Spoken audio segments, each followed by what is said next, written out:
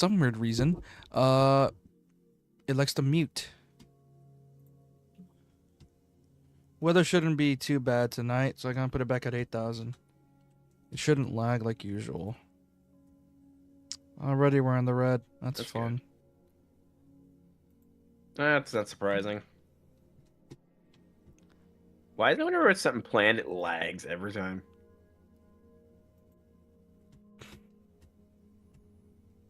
Turn off Opera. Turn off Spotify. Turn off...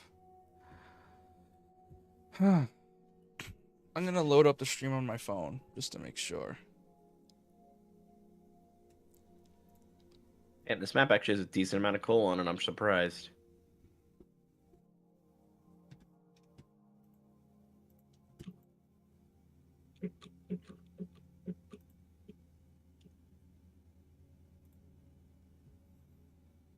Apparently our signal's excellent.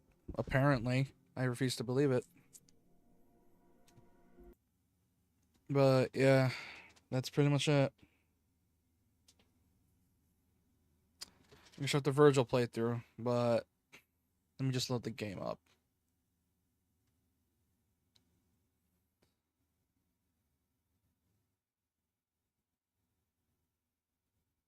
Man, why couldn't they give us the Switch version?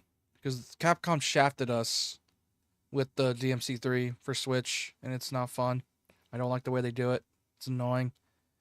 Makes things tedious. Sounds like they shafted you. Let's see, what audio do I want to have playing in the back? Why is the Switch version better? Yeah, it has weapon switching, style switching. Let's see. The game does not look as blurry because there's some weird ghosting effect in DMC3 that is still in the HD collections for some weird reason.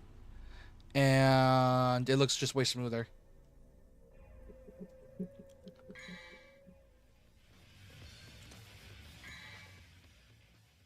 I'm putting on some music. Where's Divine Hate? Divine Hate. That's not Vergil's version of Divine Hate. I demand Vergil's version.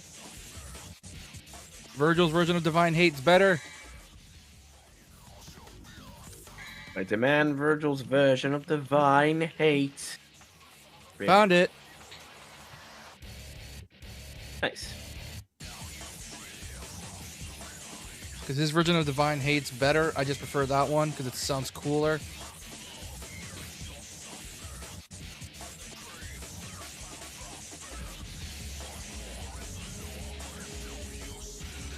But like legit, his is just straight up better.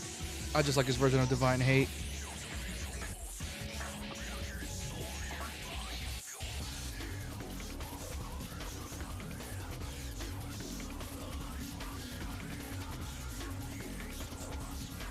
How do they have different versions of Divine Hate? How come they have different versions of different songs? Because they wanted to make Vergil's playthrough stand out in one of the many ways, and giving him a unique battle theme is one of the ways. I'm just assuming Vergil's playthrough is a different disc in the actual game case. Nope. It's Vergil's playthrough is unlockable after you beat DMC3 Special Edition for the first time, and I say Special Edition because that's the only way he's playable. Fun fact: Vergil has never been playable outside of DMC Special Editions. He's only been playable in the Special Editions of 3, 4, and 5. How do you get the how'd you get the Special Editions? They just sold later. Yeah, they were sold like a year later. DMC3 was sold. Special Edition was sold a year later. DMC4 we had to wait a couple of years because till 2015 for it to get ported to the PS4.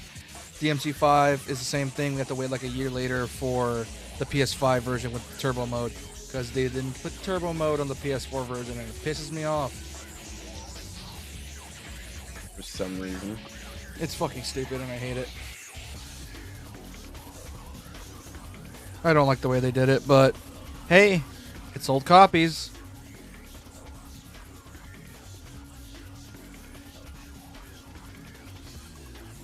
Long as it sells them copies. Still boggles the mind that a game could have 1 million physical copies printed at one point. And then when you look for it used one day, all those copies are somehow gone. Like, how does that even work? I don't know.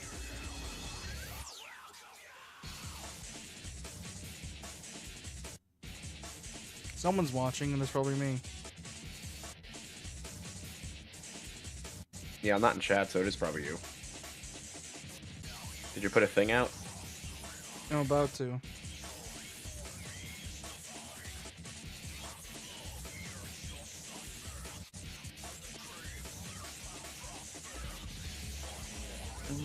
Is this me milking DMC3? Yes, it is. But at the same time, doing a Vergil, it's also an excuse to play it as well because it's Vergil. It's DMC3 and Vergil. What do you expect? He's the most badass weeb in gaming. Most badass weeb in gaming. He is. Look at that katana, and like his outfit, dude. You can't tell me he's not a weeb. He reads, for fuck's sake. I don't know. That is a sexy katana. He reads, for fuck's sake. Yeah, he's into William Blake. Interesting. Yeah, I don't know who that is. He's a famous poet. Oh, that makes him even more of a weeb. He's a chuny weeb. He's an aura farming chuny weeb. My shovel. No, it was made here's the of stone. thing: if Vergil didn't have his charisma, he would have been just a chuny weeb cringe boy.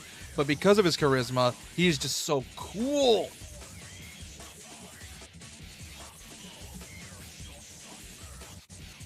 He's just so frickin' cool, mother. Y'all know you want to be like Vergil when you grow up, Sheeny. No, I want to be like Dante. Just not poor. Ah, poor, I gotcha. No, because I shit you not, he is. He donates all his money to missions and shit. No, not to his missions, to a family of people he feels bad about because he got his girlfriend killed and he got their sister killed and their dad. And their sister was his girlfriend at the time. Then he pays for the damages. Lovely. Then he pays for the damages he does on his jobs, leaving him broke most of the time.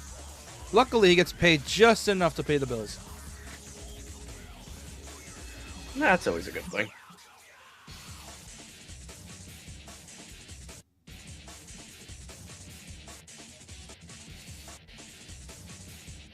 I live among the swells, and we don't pick up peanut shell. Oh wait, that's copyright. Are we all live audio? Yes, we're live. Shit. Okay, I'm lowering it to 6,000 because it's very clearly straining it. 6,000. Apply.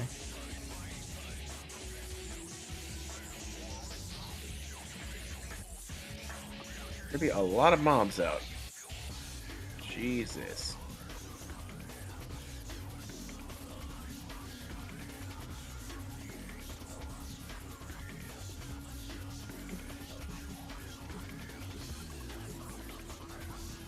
Yeah, at least these guys are all free XP. They look like just enough XP. Pretty much. I'm kind of gonna need it for when I start enchanting shit. It's a fresh new playthrough, so it's gonna take a while. And bevy of creep respawned, and they all blew each other up. I need to kill them because I want their frickin' gunpowder.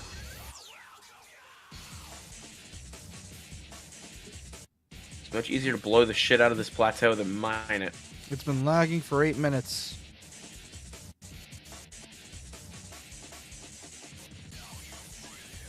Don't you know that I'm okay with the same old part you gotta play? Cause I got what you need, so go ahead and take a ride.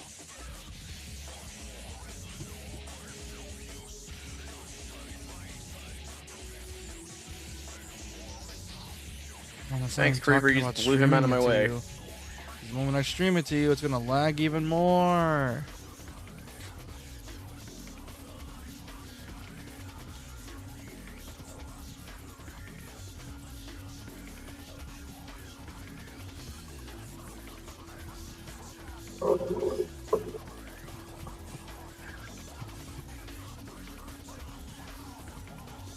The ironic thing is I have a wire connected to it. My PC.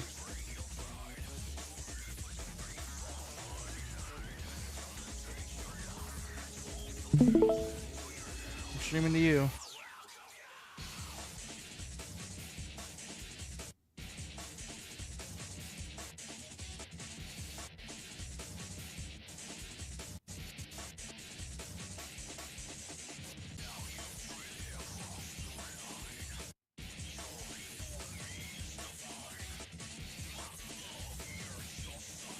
Do you know Hugh Jackman does musicals? Yeah. So apparently he's in the British Showman musical on Broadway. Yeah. And that's why he got casted for the movie as well. Yeah. I didn't know that until recently. Alright, I'm gonna remove this screen. So they actually took the Broadway cast and put them in the movie. I guess they're just acting in on a different stage, technically, at that point. Oh, yeah. No shit. Have you seen British Showman? No. Because I'm not into that stuff. It's about the formation of my dad's favorite circus. They used to come to New Jersey every year, years ago. Now they don't anymore, and it's a shame.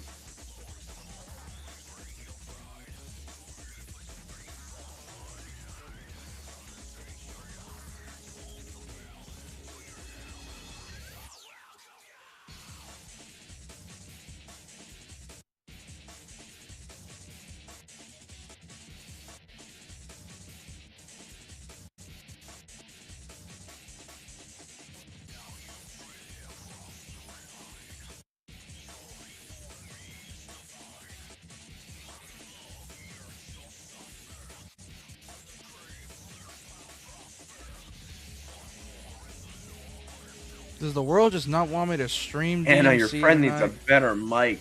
Christ. I never forgot to turn off HDR. Let me turn off the internet to my... Hold on. Alright. Turn off the internet to my PS5 real quick.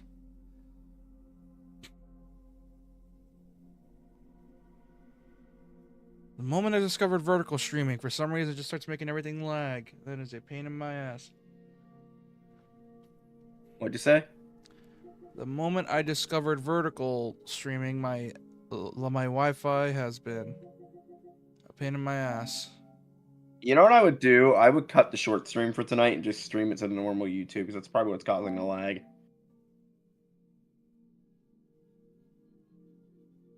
That's might be your only option.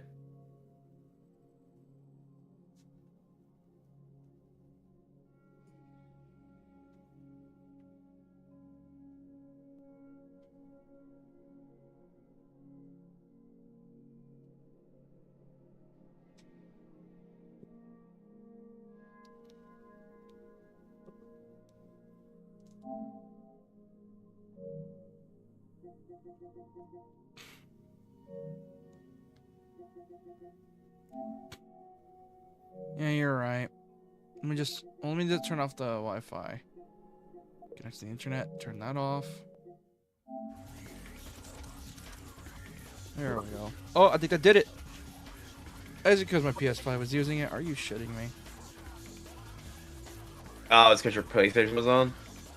I think it was downloading something. Either way, it should be working now.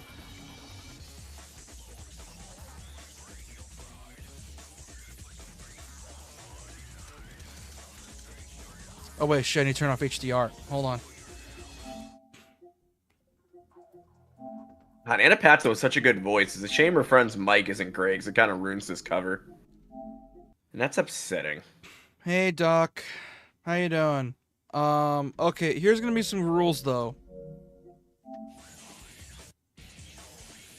Before we start... Oh god, what the hell is up with the game? Why does it look so weird? It looks like ass. Hold on. What's the properties?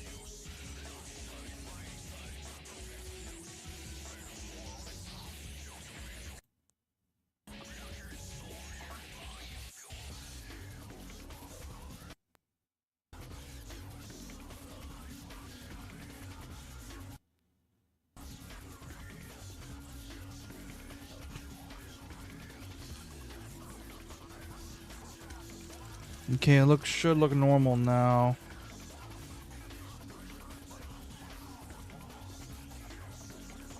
I'm gonna lower to your 480p. This game was made for PS2 gaming anyways.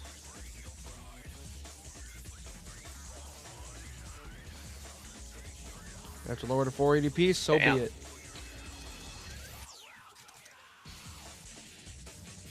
Okay. So here's how it's going to go.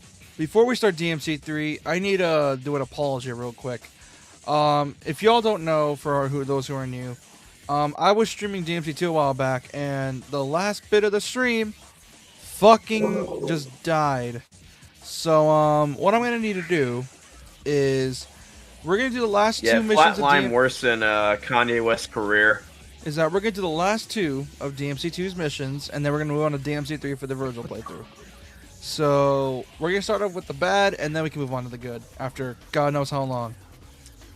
Anyways. You did not know what to say to that. That was amazing. Well, yeah. I'm just fucking winging it. No shit. Anyways, let's start. Flipping that later. Dante. Just immediate fucking silence. What do you mean? What? I'm like, I guess, oh, okay, that's why I'm, you know what it is too? You're connected to me and I'm lagging, so that could be part of the problem. Yeah, that's probably it. Anyway, no, and I'm like, yeah, the end of that playthrough tanked harder than Kanye West's career. You're like, what the fuck? So we're gonna do these last two missions, and then we're gonna move on. Yeah. These last two I'm here missions, too, chat. And then making jokes. And then we'll be able to finally get on with it. So for now, let's just start and get this over with. And he's gone. There we go. No, he's back. Sorry, right. Discord was being an asshole. All right, let's do this. That one wasn't on purpose. Discord was just being a weird dick. Got power up real quick, so I don't have to worry about bullshit. Oh my god, you're like, oh, that was great.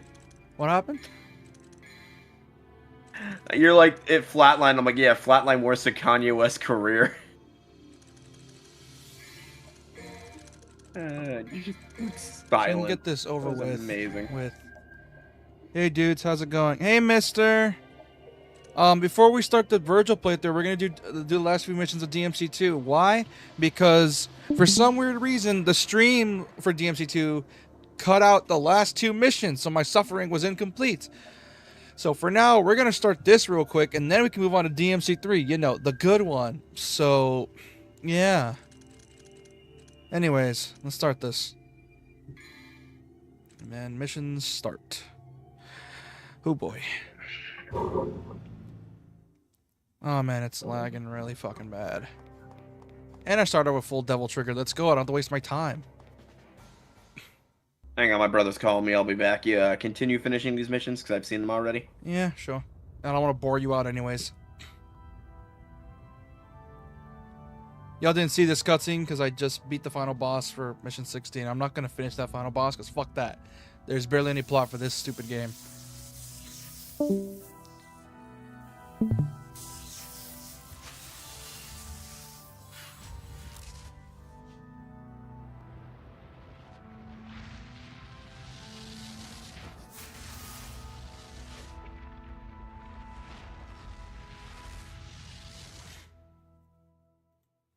Should probably lower it to 7,000.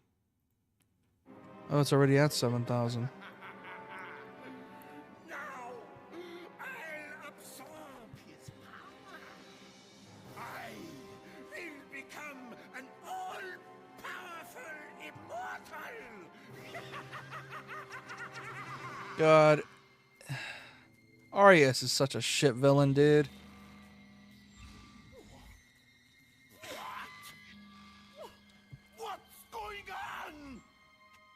Is there a problem? You!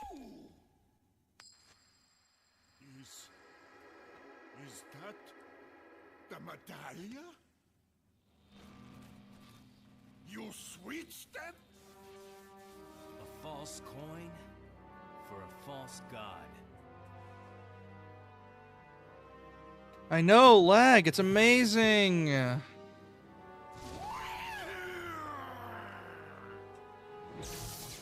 I know, I joked about it. This world doesn't want me to Showtime.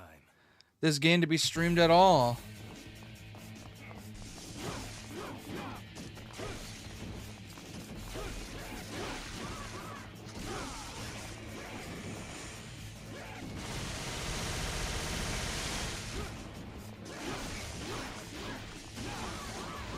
Where'd he go?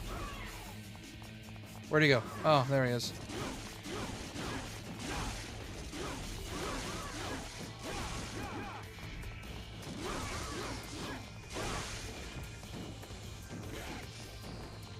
I know, it's not even funny.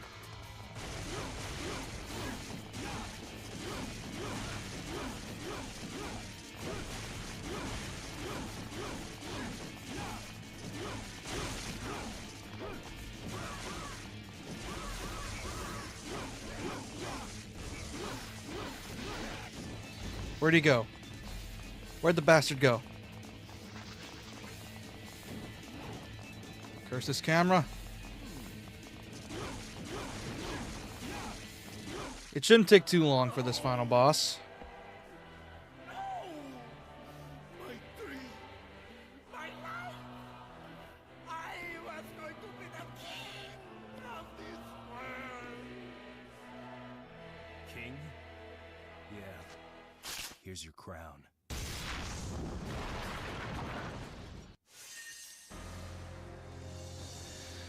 Huh.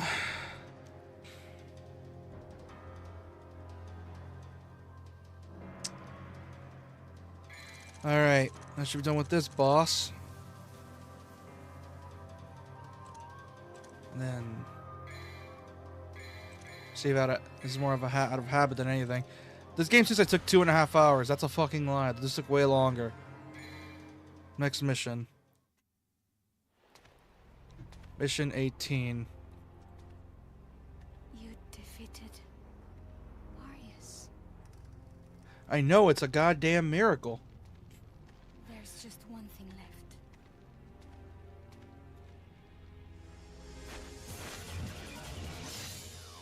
Kill me. Kill me and everything will be over. I thought I was a descendant of the clan that protects Vida Marly. The ones who have the blood of the devils. But the truth is, I was created by Arius. I could become a monster and attack the humans at any time. Now, kill me. It's your job to hunt devils.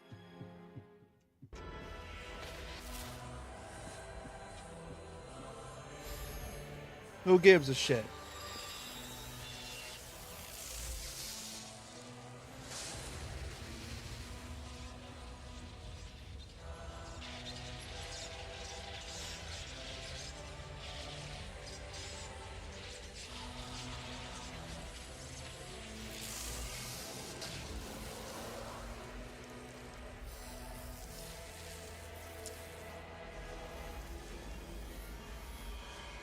These cutscenes last longer than the boss fight. Shockingly enough. What? The ritual was incomplete. But the door to the demon world is... Wait. What are you doing? My job is hunting devils. Once you enter the demon world, you may never be able to return.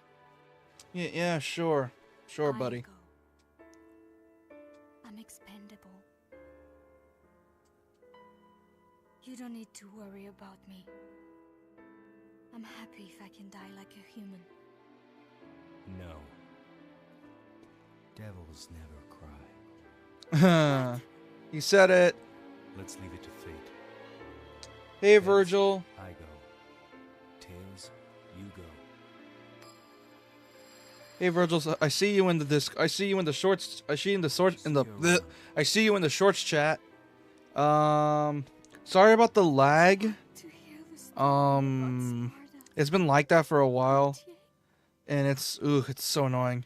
But yeah, hello, Vergil. Welcome to the stream. Same thing. Hold on to my coin, Lucia. I can see where you're at. You're at the tower thing being summoned. You're like 10 seconds behind. The short stream is like 10 seconds behind from the main stream. So if you want, you can just hop into the main stream. That way you can be more up ahead.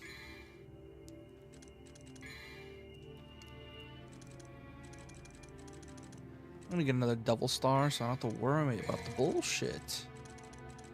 And a holy star.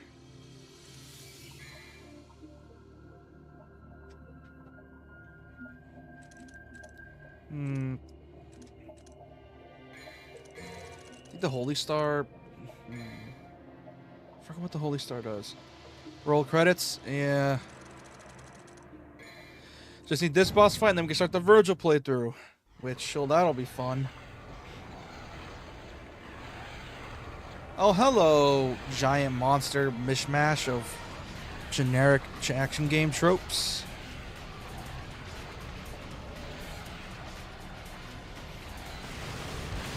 Nope. Nope.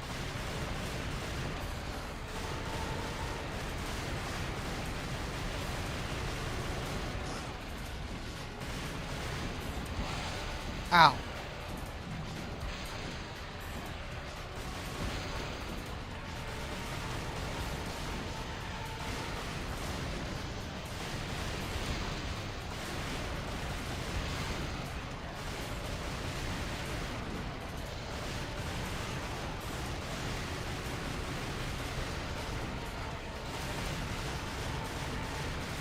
Yes, Vergil, this is what your brother was doing while you were dead. Simply shooting guns.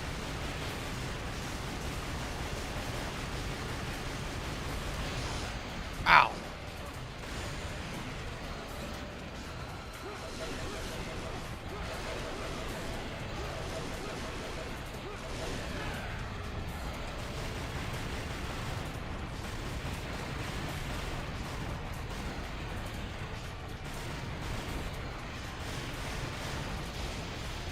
Ow.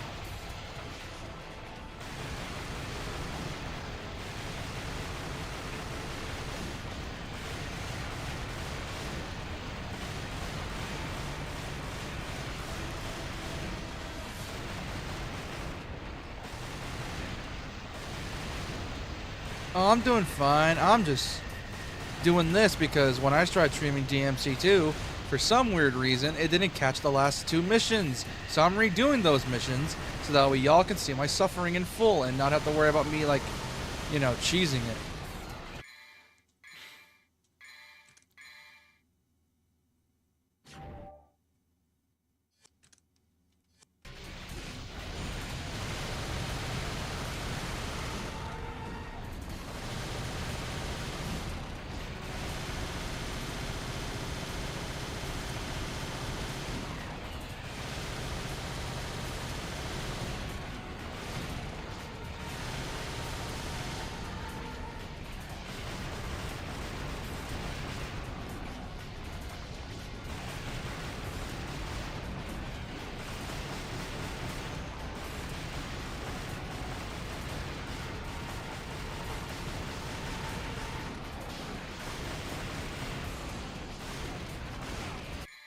I should have bought healing items. This is gonna take forever.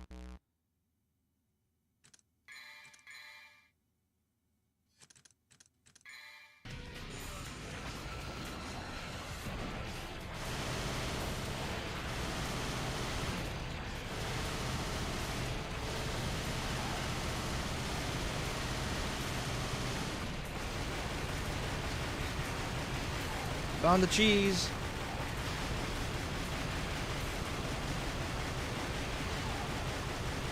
Jeez, how tanky is this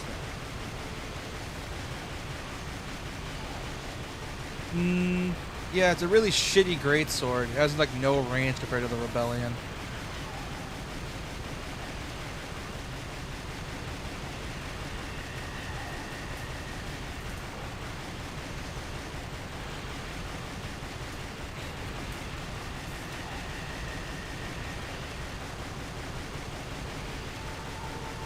Riveting DMC2 gameplay. I'm gonna mess with something real quick. It's very clearly lagging way too much. I went to 6 now. See how it looks.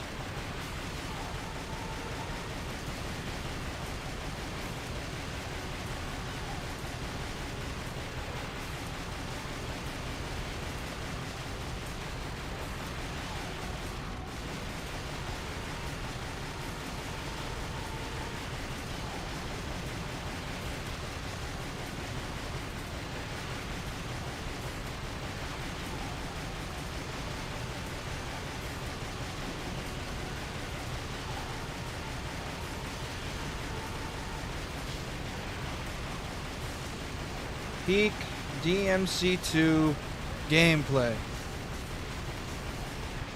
Oh, there we go. That's done.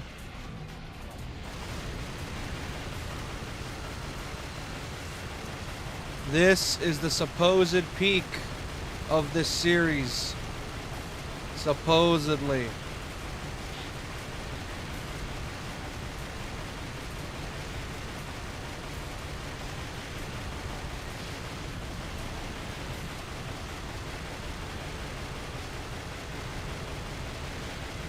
What the fuck am I doing?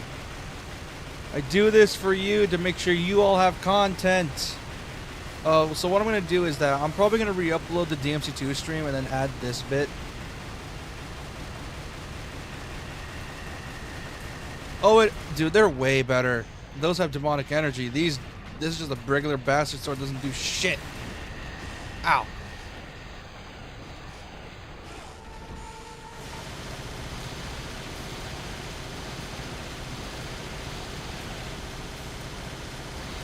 Come on, kill him before I run out.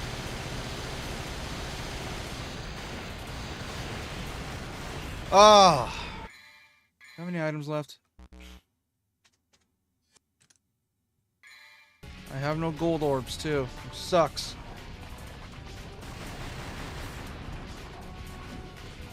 Some say this is better than DMC3. I say they're fucking idiots. I'm just doing this real quick because I don't want to come back here later.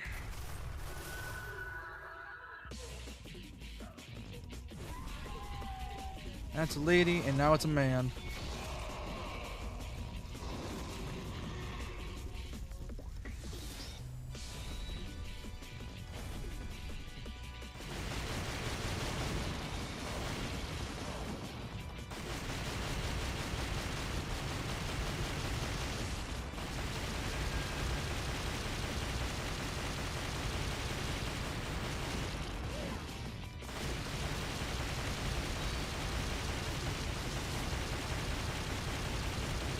Of course they can block my bullets. Of fucking course.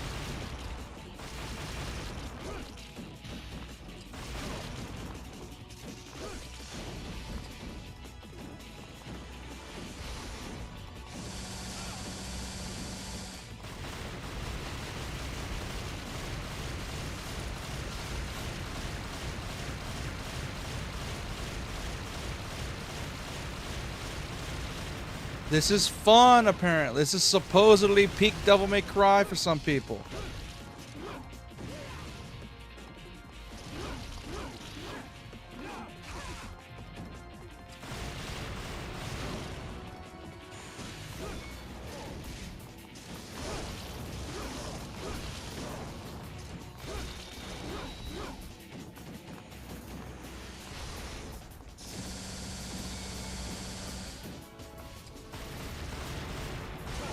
Ow.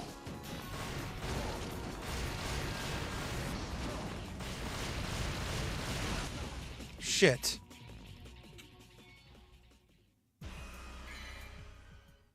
So I gotta redo that all over again? No, I don't. And I start with full Devil Trigger. Let's go.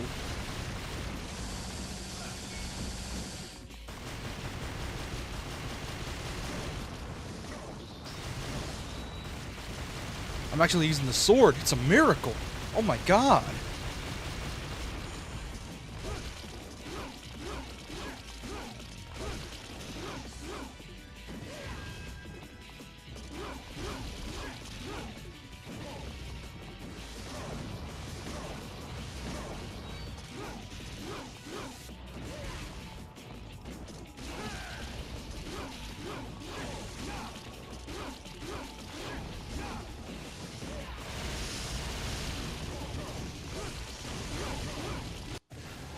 There we go.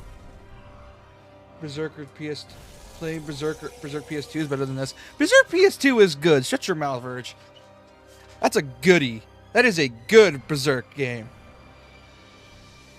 That game is good. No, you will not be shaming the Berserk game. That game is awesome.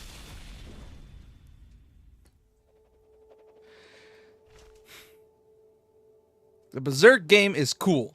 I refuse to have it slandered because it's Berserk. Most Berserk games are cool, even the Muso one.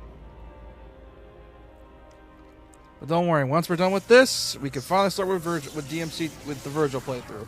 I just need to get this out of the way before I forget about it. I'm gonna add it into the. Hopefully, this stream doesn't lag like before, because so far it's in the green. Although that's probably just me being weird. But yeah. Also, this is how the game ends. This is just how it ends. Yeah. Let's go all the way to hell.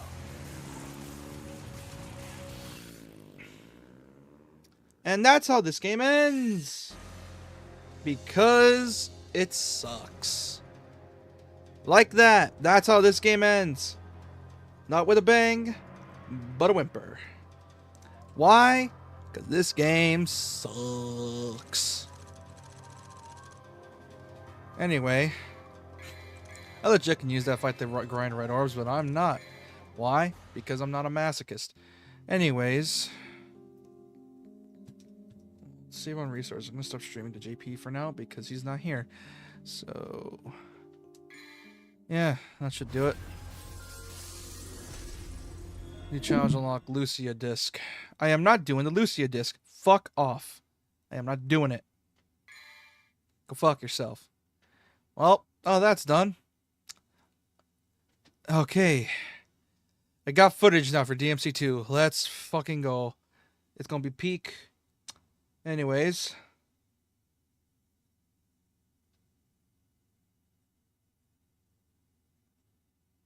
Alright, now that that's done, let's start the DMC3 Vergil special in a good way by not playing this shit.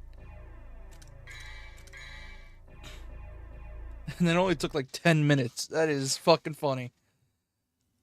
Do not. Finally, DMC3 proper. That's the wrong title. Sweet. Sweet dreams. Ah, yes. Peak is on. It is on my screen now. Peak Gaming. Let's When I was go. young, my father would tell me stories about it. Long ago, in ancient times, a demon rebelled against his own kind for the sake of the human race. With his sword, he shut the portal to the demonic realm and sealed the evil entities off from our human world. But since he was a demon himself, his power was also trapped on the other side. I never believed it. I thought it was just a child's fairy tale. But I discovered that this so-called legend wasn't a myth at all. Sparta existed. How do I know? Well, I met the sons of Sparta. Both of them. Though the same blood of their father flowed through their veins, the two battled each other fiercely like arch-enemies. God, he's so cool. Why is he so cool? As if they derived Why are they some both sort of so twisted cool? pleasure from this God damn it. Why are they both so cool?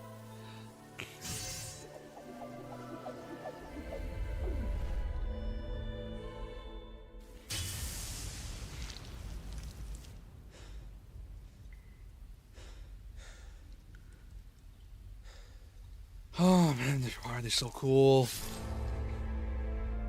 But in the end,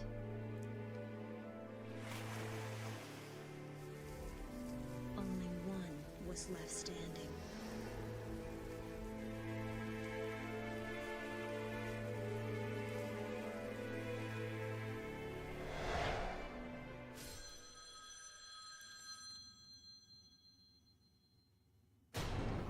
Want to know the name? Devil May Cry.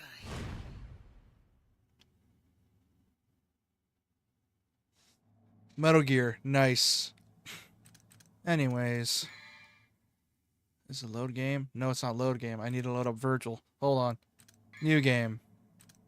Dante, Vergil. Dante, Vergil. Dante. Devil May Cry. Hard mode. Why? Because I hate myself.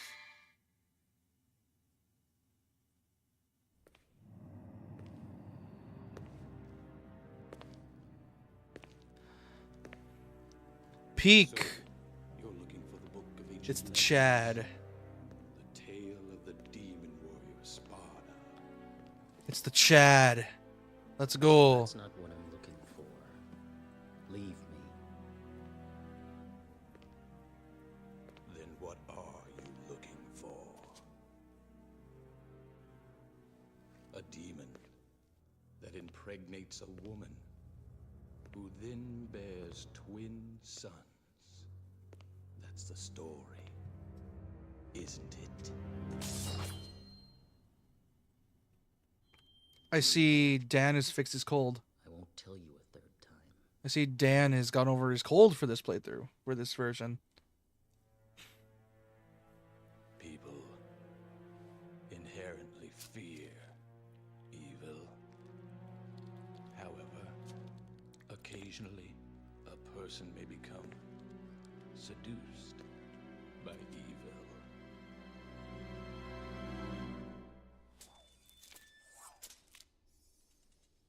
What are you getting at? Share with me the story of Sparda. Why is he so menacing here? Holy shit, he's so menacing. The activation method is as I described before. It should be a simple matter for you. I will go to his place. I believe that I know where the item we seek is located. You should dispose of any obstacles quickly.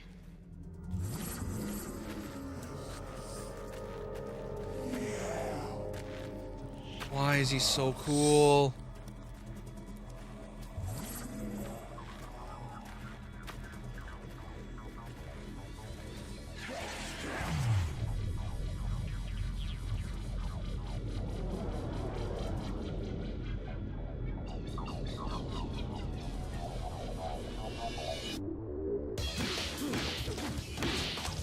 God, why is he so cool?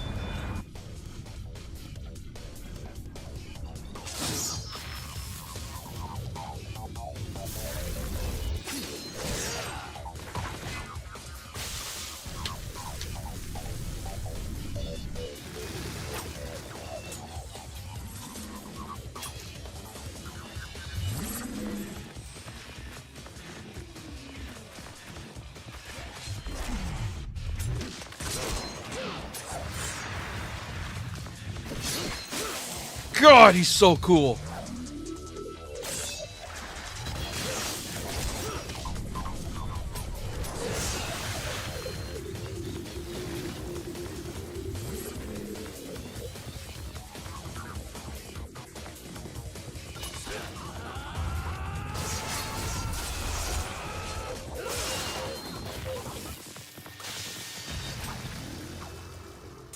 Oh.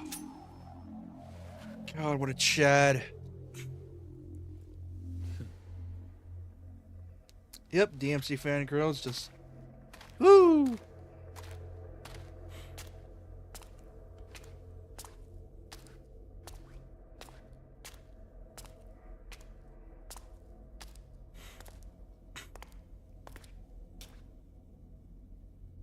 It begins.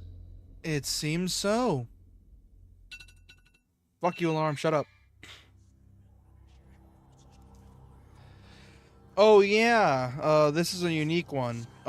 So apparently, unlike Dante, Vergil just has 3 weapons on him at all times. He only has, like, 1 gun. Actually, he doesn't even have a gun. He just has his, like, his stuff.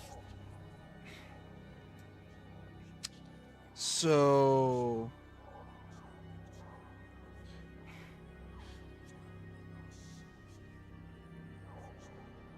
that's essentially the case here. Yeah, like, he only has 3 weapons, and this is the same control scheme as in DMC5. And yep, this is pretty much the same thing as his DMC5 counterpart, except not nearly as much moves. For now, though, we get to keep what it is. His only style is the master the true power of Vergil. Yes, I know. I wish to master this power. Devil trigger, change mode, taunt, pause. Change mode. Yep, yada yada yada yada yada. I get it. Level 1, level 2, level max. Oh yeah, trick forward, trick down, or trick up. Then I need to unlock trick down. We only get Dark Slayer. Oh yeah, air trick. That's the only one we get. Summon swords because that's all this man needs. He don't need no guns. Why? Because he's Vergil. The coolest Chuny weeb in gaming. Anyway, let's start this.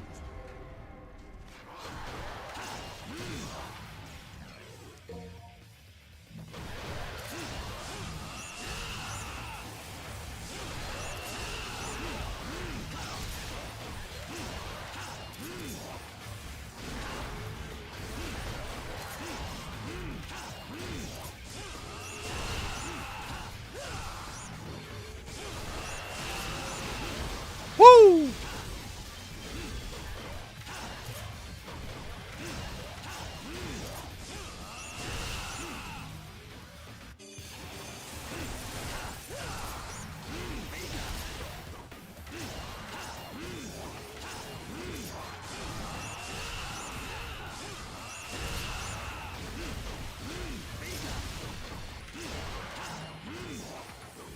God, he's so cool.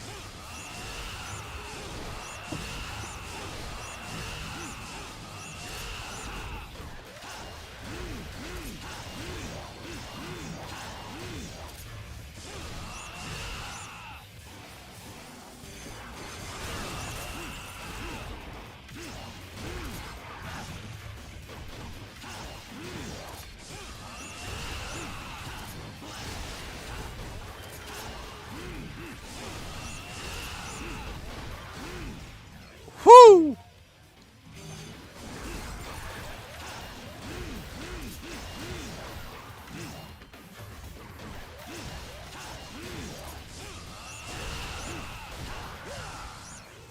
God, why is he so cool?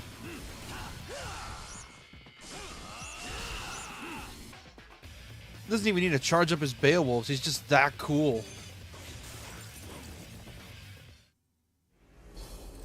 As I said, no cutscenes. There's no need to explain how he got here. Just, that's it. Oh man, this is gonna be fun.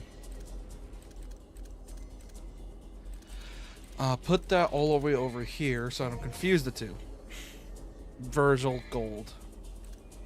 Next. Customize. Let's see what we can get Vergil. What do we want to get the man?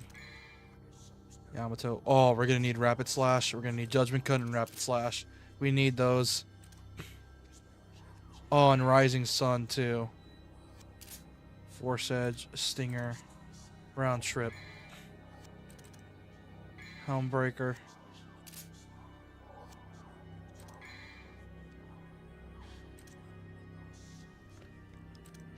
God, he's so cool. What? Give him more DT. We're gonna need it for later. Plus some blue orbs. Exit. Mission start. Ah. Here's a Vital Star.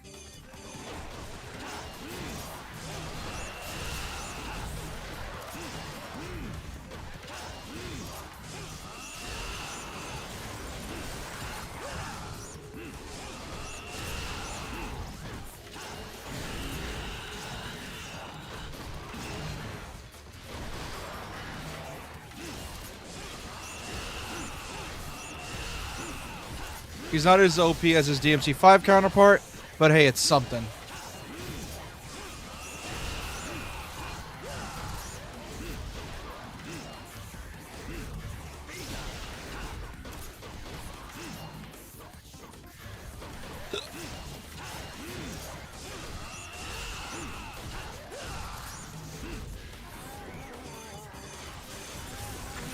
Ow!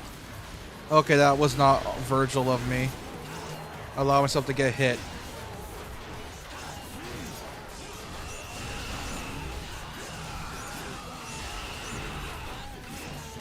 I'm not used to Vergil. His moveset's weird in this game. I'm used to his DMC5 version. His DMC5 version was broken as shit. Oh boy.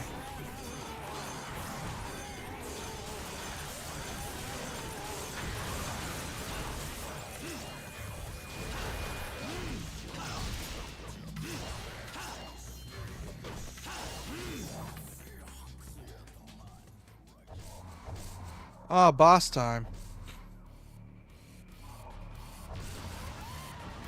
You know, the thing that Vergil killed the first time we met him.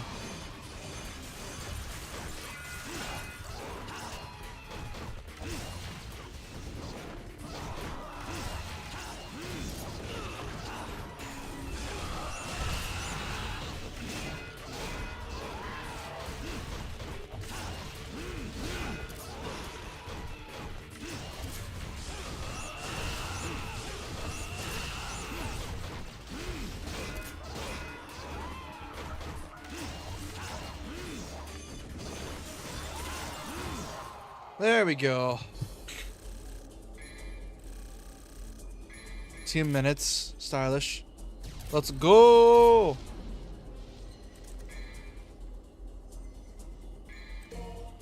Already on mission 2. Let's do this. Keep on going. No time for cutscenes. We just gotta do this and hope we get through it.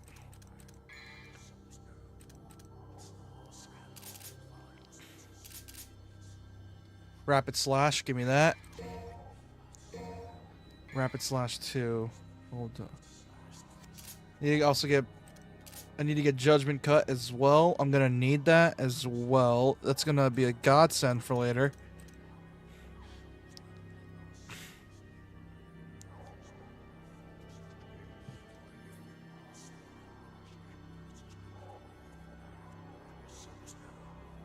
So hopefully we can start this. Alright, let's get going.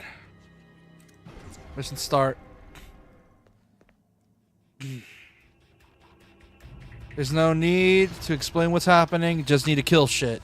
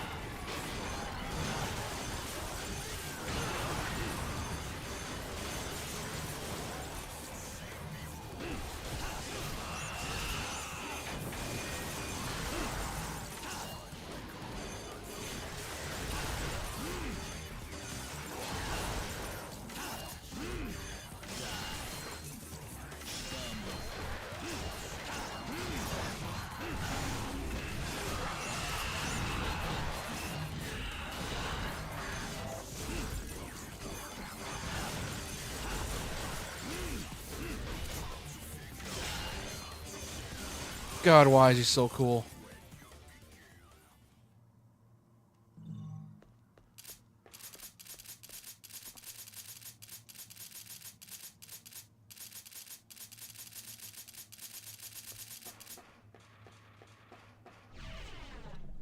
Oh man, why is he so cool? Why is he so peak? Why is he such a awesome? Why is he such a badass? Who allowed a man like this to exist? Itsuno, how dare you make someone so cool? Now no one can ever be as cool as... No, it's not fair, man. It's just not fair. Why would you make someone as cool as Vergil? Now how are game devs supposed to compete with Vergil with how cool he is?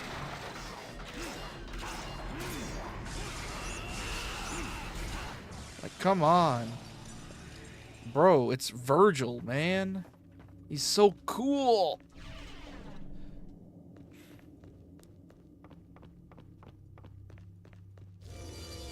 Oh, hello.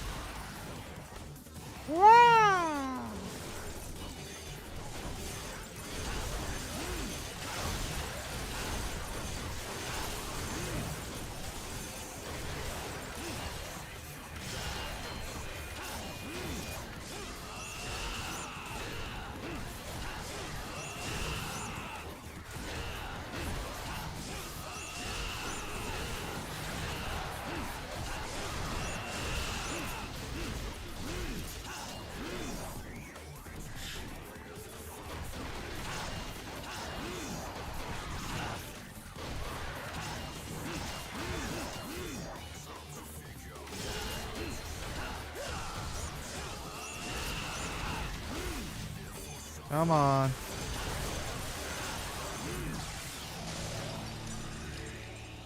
Woo!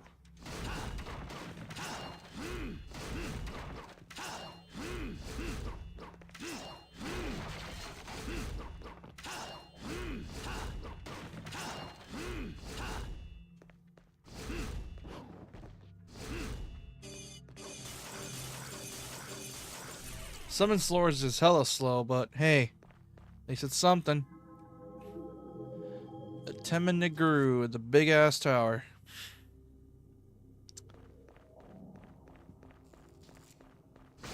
Yeah. That's nostalgic.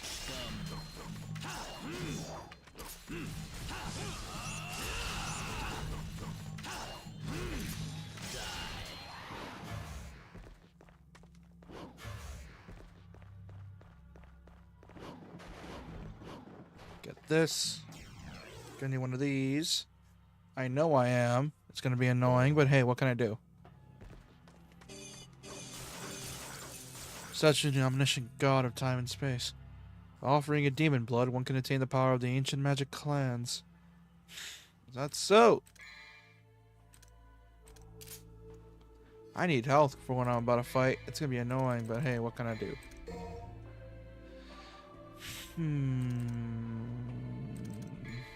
I need a vital star or 2 or 3.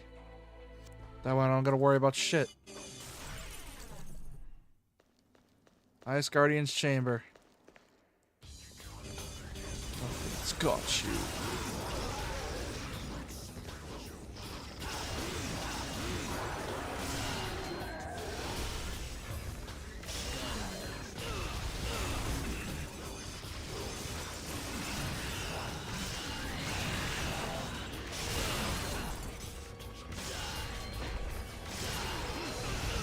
Oh, it's just so weird.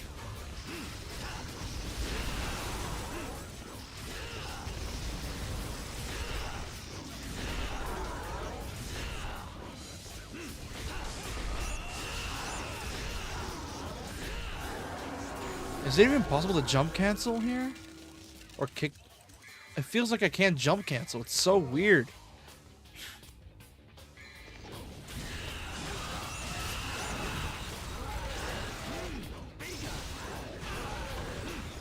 Yeah, it's very clear Vergil was a last-minute addition to this game. Like, he's a very last-minute addition for, like, the special edition.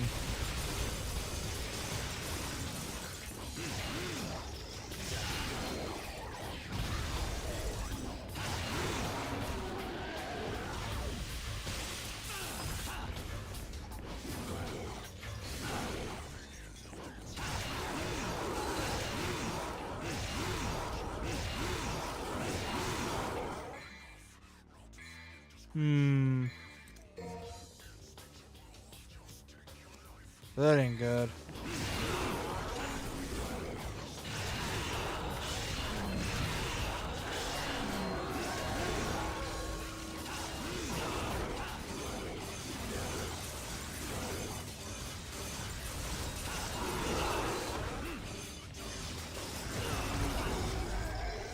Need a heal.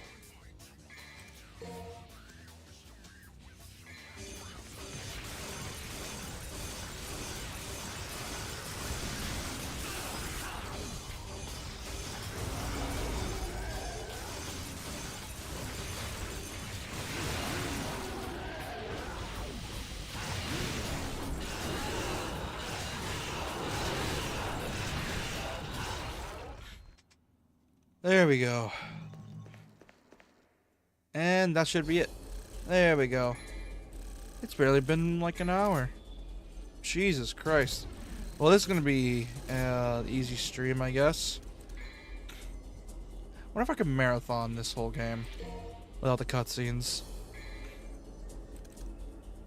It's barely been an hour, and already we're on the 3rd mission.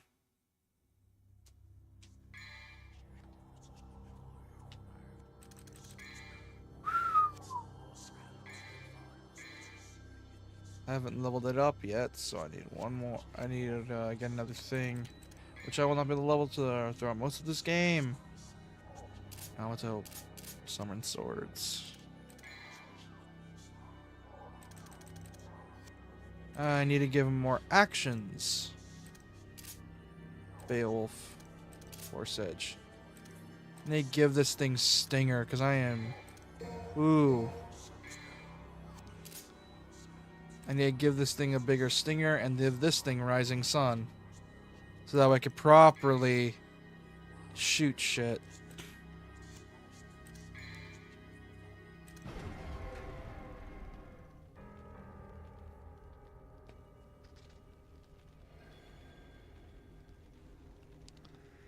Vergil playthrough.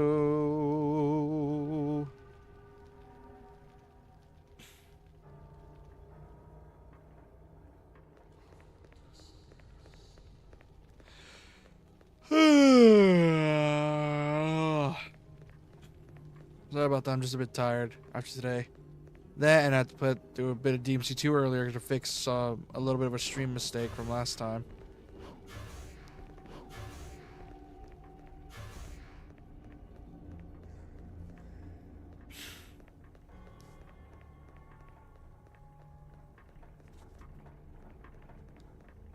I need to head to a certain room. Need to head up more and then loop to the other side. Would be over here.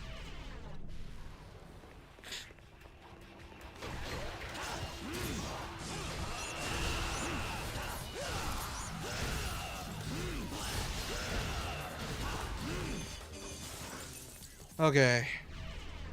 So how's y'all's day been? I've been doing fine. I've been preparing for this playthrough.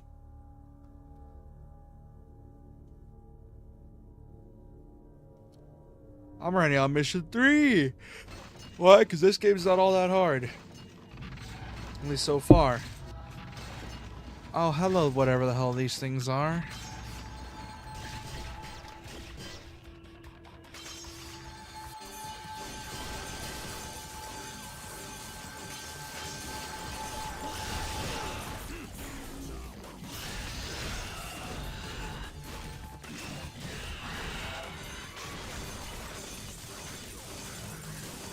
You been chilling, brother? Nice. Also, how's this stream? Is it looking more smoother? Because I lowered the thing down, so it should be smoother now.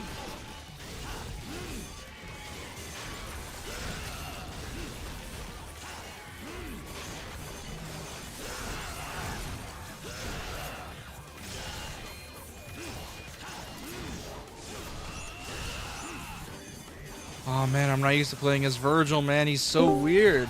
Hey, Pearl. Hello.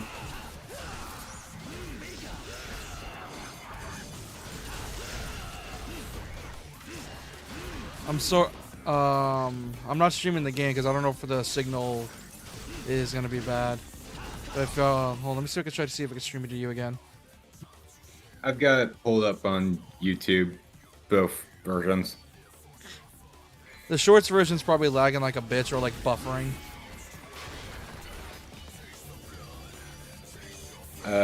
Looks like it is because it's at the point where your Ruby thingies just got to 3609. Well, that's because I have it on normal latency. I'm asking if it's like looking like it's buffering. Not right now. Like it looks like 60 or 30. About the usual, yeah. Alright, good, because I lowered like the kbps, so it should be at a solid 60, right? It should be good so far. I made sure to fix it properly so it doesn't lag really bad. And I have both chats up so I could see.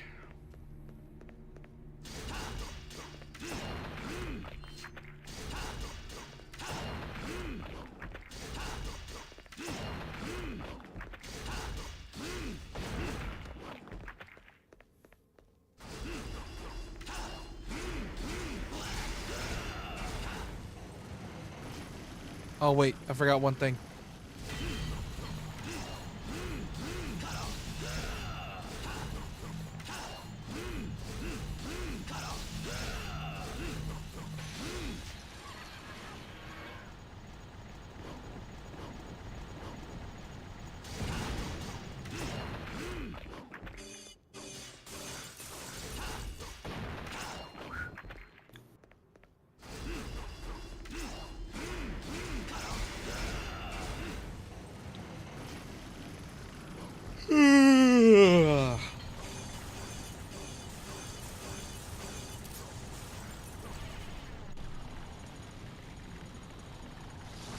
Oh, hello.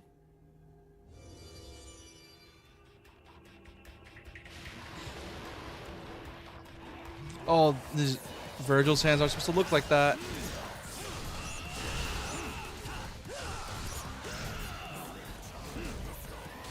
I wonder how it felt playing MVC3 knowing Vergil was in the game.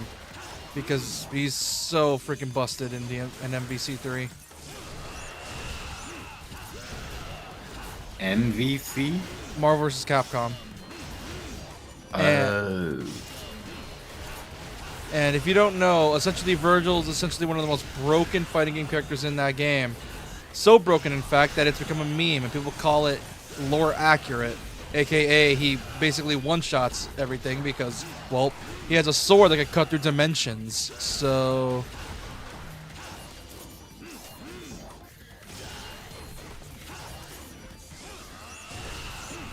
yeah, it tends to be like that. When a character can just straight up break through physics.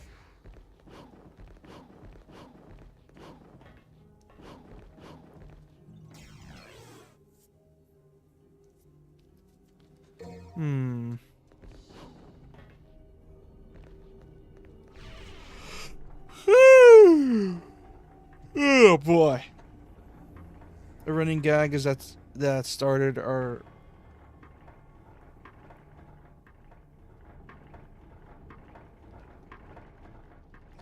Oh, typo? Oh, yeah, you're good, man. It's a running gag.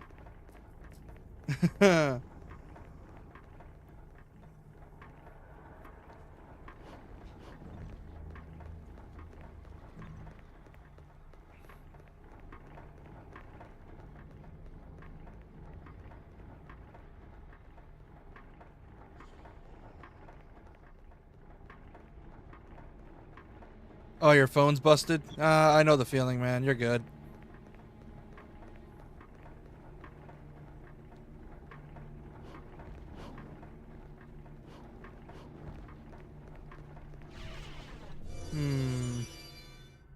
Oh, this section.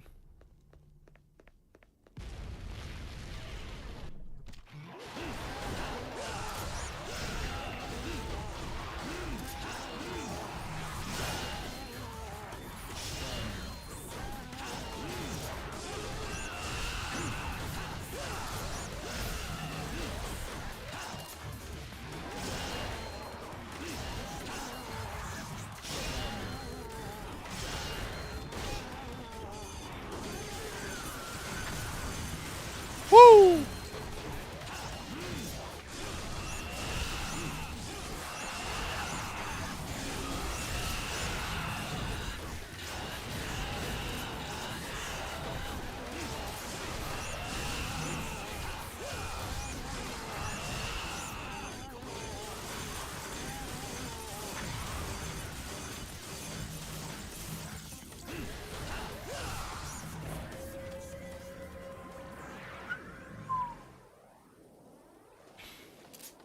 Oh man, Vergil's so fun, but what I meant to say is that Vergil's usually busted when he makes a great appearance in games, and that meme started from MVC3.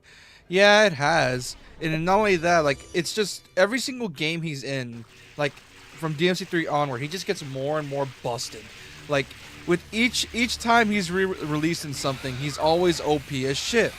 Which is why I firmly believe once the event for Punishing Grey Raven DMC event comes over here to the US, I am going to get Vergil, and he's one of the few times that will actually pay in a gacha to get Vergil, because he's just that busted. You know how cool you gotta be when you are able to make me make me want to pay in a gacha game to play as Vergil, and it's a gacha game with class.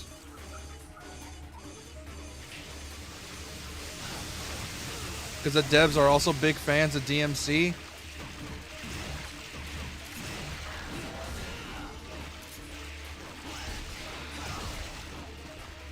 Is Punishing Grey Raven basically just gotcha DMC? Yep. The devs were heavily inspired by DMC for Punishing Grey Raven. Like, it's really good. and the fact they got to collab with it is already like making headways in the community. Because of the fact Capcom refuses to announce anything involving DMC that's not the anime, everyone's like hyped for it because, well, Peak of Combat was dog shit. Punishing Grey Raven, though, shows a lot more respect for DMC. Because for some reason, despite DMC 5 being awesome, the Capcom treats it like it's nothing. And Peak of Combat was originally fun in the beta, only for the devs to be like, this is taking too much skill. We need to add bullshit in order for you to make you pay money for our gacha game. Because as you know, if a gacha game publishers don't like it if a gacha game requires skill. Because that means you aren't giving them money to, cheese the game.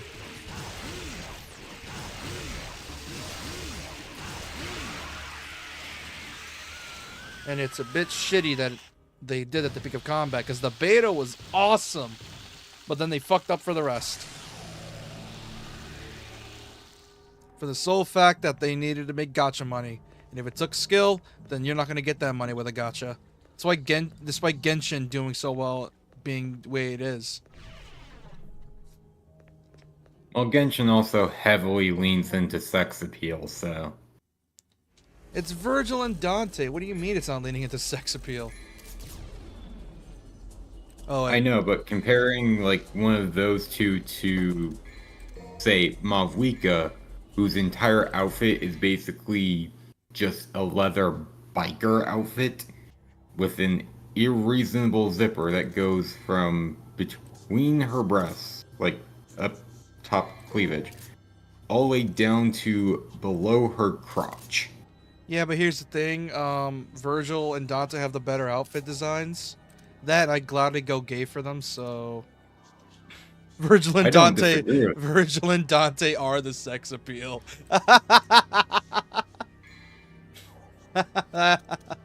Nice. Like, I can still agree with you on that, but compared to how many people think of like a Genshin design as sexy compared to DMC, like that's a vast majority. Yeah, but then again, they aren't Dante and Vergil.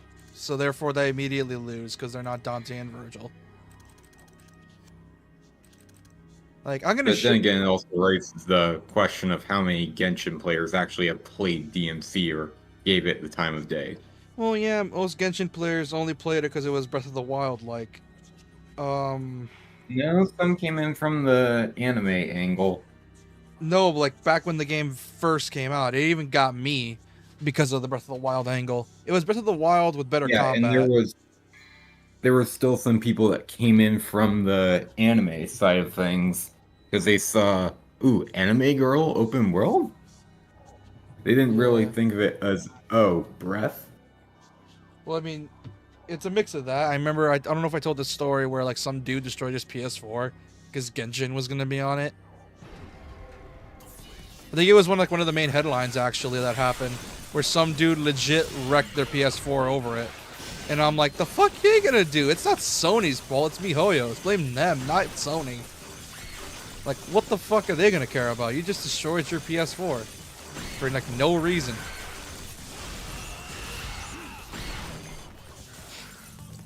And it's kind of why I'm hoping for a console port of Punishing Grey Raven, because for so far for now I got it on my PC. And it's in America, because I remember back in a few years back, I was playing through Punishing Grey Raven, but I had to make like a Chinese account to play it. It was before it got ported over here, I think. And I had a decent time with it back then, and I just haven't touched it since. Now that it's available officially over here, I have to make a new account.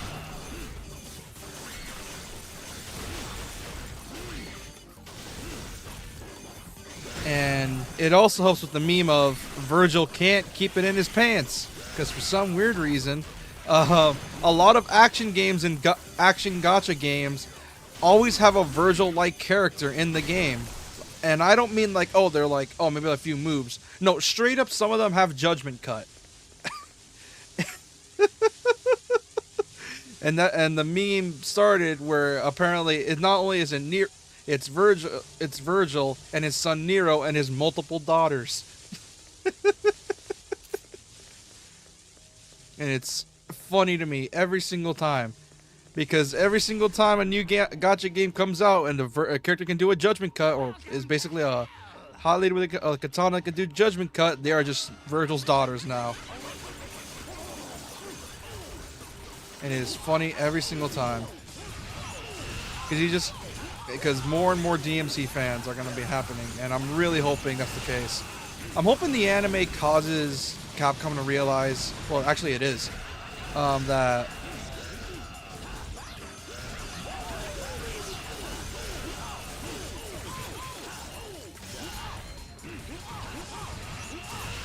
because I know the anime got brought in a bunch of new fans, because I remember when the first came out, the anime essentially was like exposing a shit ton of new people that have never played DMC to the series, and it's like, this is a game based off that. There's that anime based off that game I've been seeing.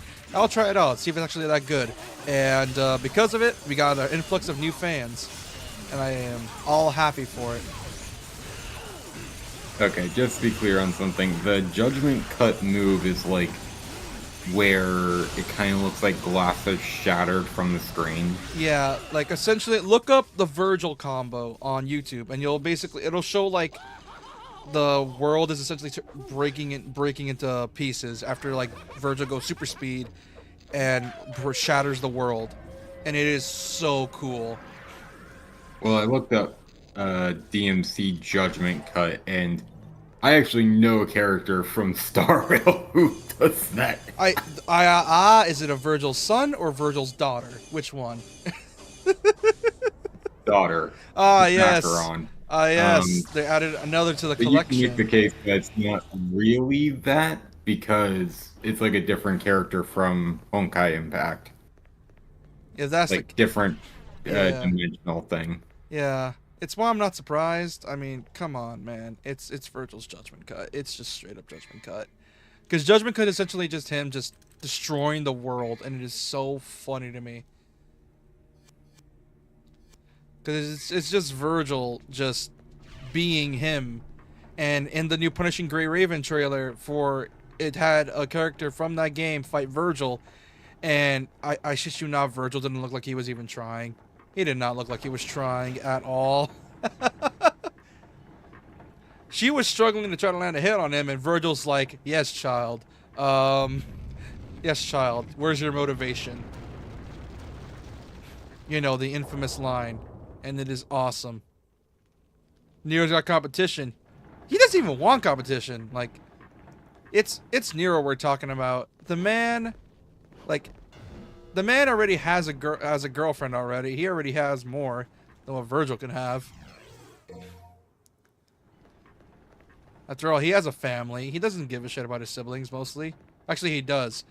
But it's Vergil being Vergil.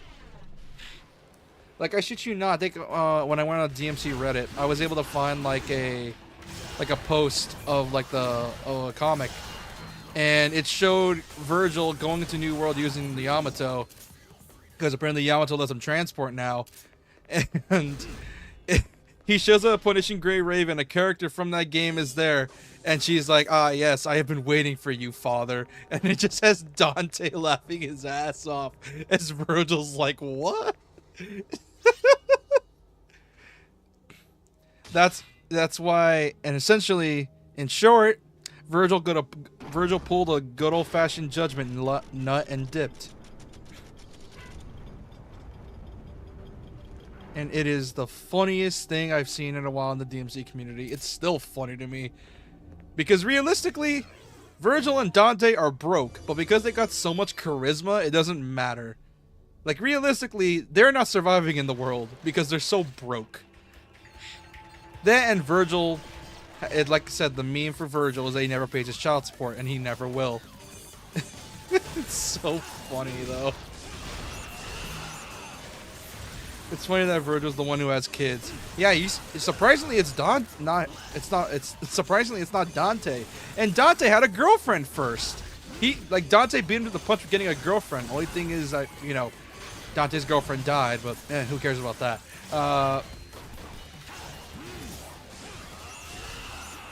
And that's why he's always broke, because I think one of the YouTube shorts commented on it and said like not only was he like paying for damages, but also paying for like two girls that Oh, I leveled up. Nice. Ah, trick up. Let's go. He also was paying for his girlfriend's dad's sisters, who not only was the girlfriend dead but also her dad, and he's been paying, helping support them for like years, like all the way from DMC3, or like even before DMC3 to current DMC. And it's a wholesome reasoning, but it's also kind of depressing. Solo Steel. I know where to go. But it's, yeah. Which is why it will be funny for me forever that he's the one that has kids, despite Dante getting a girlfriend first. And it's probably why he never got a girlfriend since.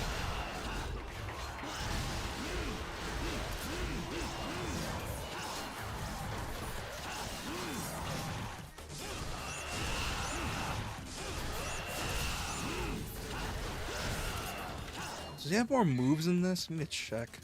Auto file. Style. Trick up. Air trick. Trick up. Dark Slayer.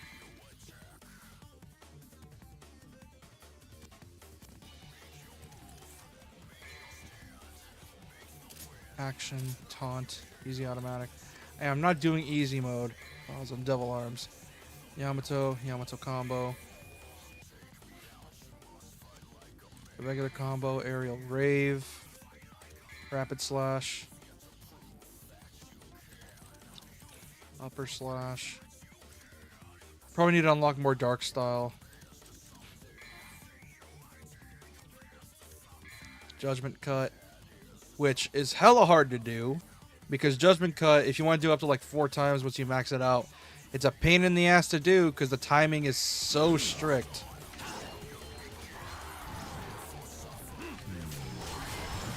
It's also really cool to do.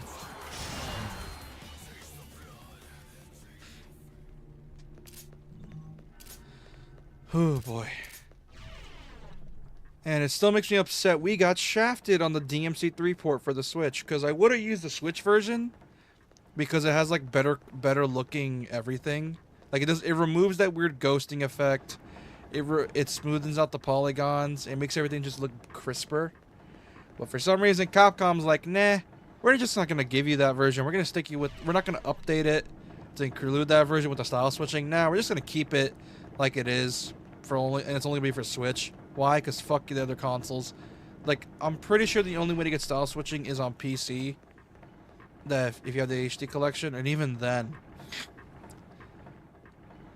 like PS4 and Xbox players are still like shafted for that, and it kind of upsets me. It's probably why I'm hoping for a PS5 port of these games, where Capcom just makes their own collection, because I think they outsourced the collection for DMC to another company, Neobards, and they're the ones that did the porting. They did, and I'm pretty sure they just kept it as is. They never like upscaled the game. It's not upscaled to 1080p. I'm pretty sure it's still 720p, or it's 1080, but I can't tell. And it's just super weird, and I don't know why they did it like that. That's the astral chamber. That's supposed to be here.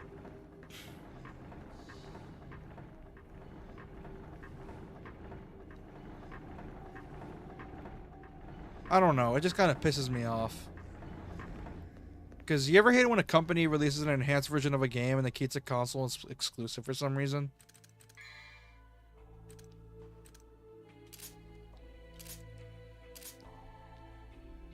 I would say yes, but I can't think of any examples.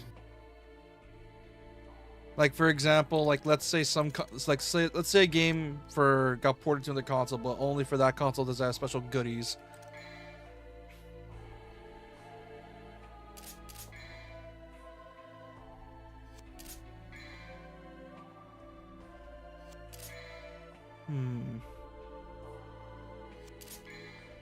I guess the only thing I could think of would be like Nier Automata when it came to Switch. Yeah. Because it basically had everything that the final version had. Plus. Excluding like some DLC bits. that you could just get from the eShop for free. Yeah. I wonder if they're gonna give an enhanced port for the Switch 2 version, because if that's the case, that's a bit dickish. Because they're leaving out like fans who want PS5 upgrades. And yeah, you can easily just mod it with DLC, mod it on PC, but that's too much effort. Like, come on, man, just give it to us.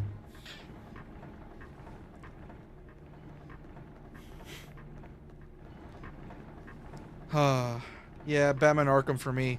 Oh yeah, oh yeah. Are you talking about the Armored Edition? Yep, yeah. I have a feeling. Yeah, that's Armored Edition, is it? I have a feeling it's Armored Edition. Because Armored Edition on Wii U had like the bonus mode, where it was like a rage mode, and unfortunately,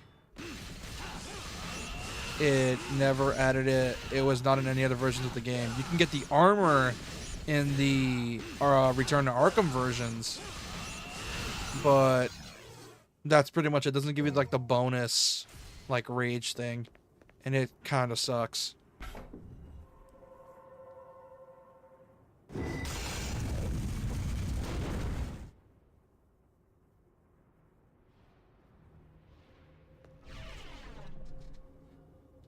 And it's kind of annoying, and ooh boy. Oh, this part's annoying.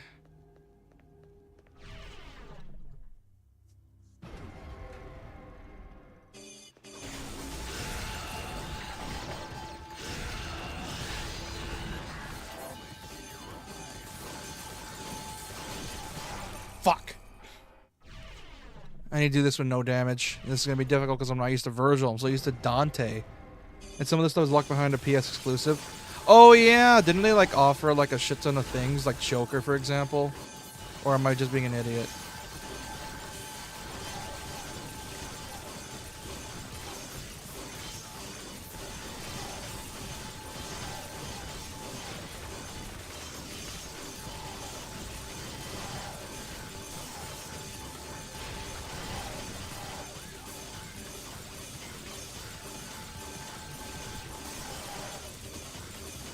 Ah, okay.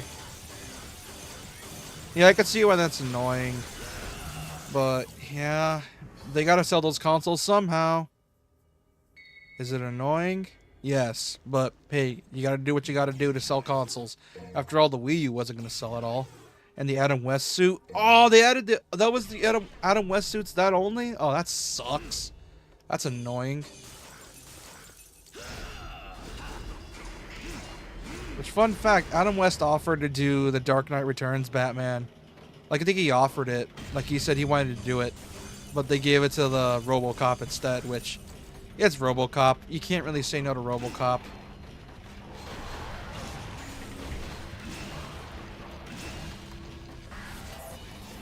After all, it's a RoboCop. What are you going to do? Break the law in front of him?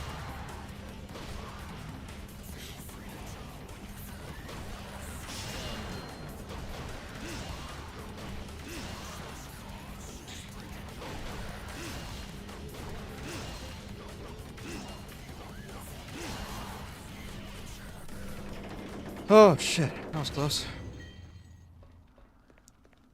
Also, it's barely been an hour 30. Jesus Christ.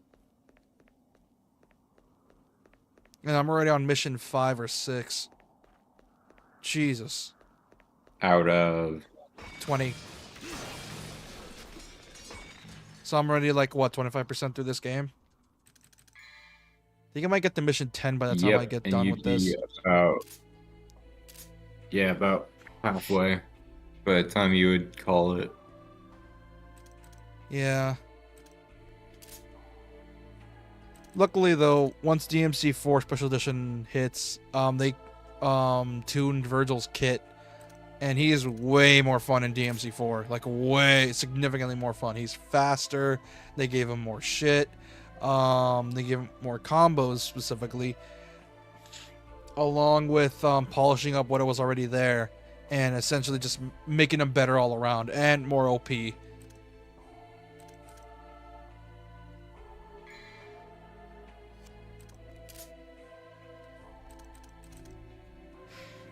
And I'm pretty sure once you max out Darkslayer, you get Trudgeon Cut End, which is absolutely the most coolest move in gaming. There's a reason I call Vergil the ultimate Chuny weeb. Because he is what all weebs aspire to be.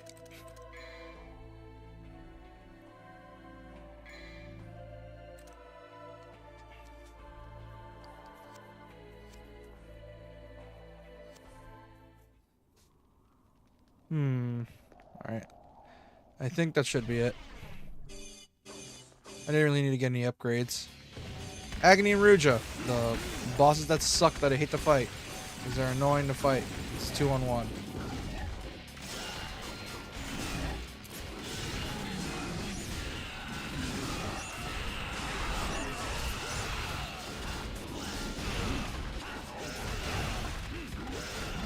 They also fucked them up royally in the anime. Their personalities, at least. Because they didn't really have any malice towards Dante in DMC3. They just sort of gave him, made them have malice.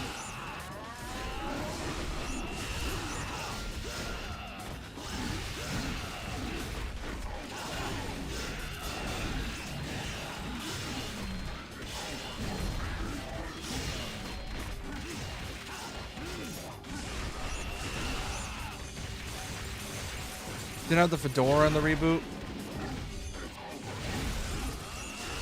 Well, they removed that in patches because people hated the fucking fedora.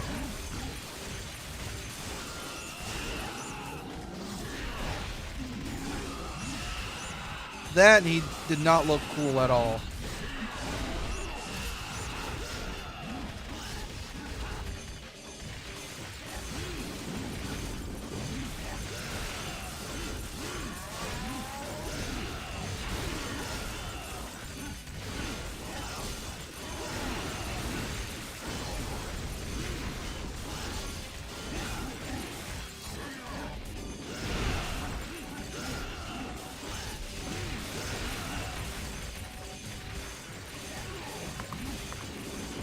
Oh god.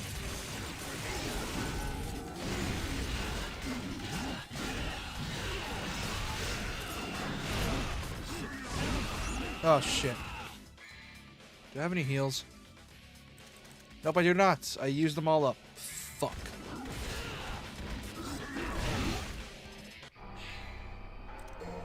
Which ends right there.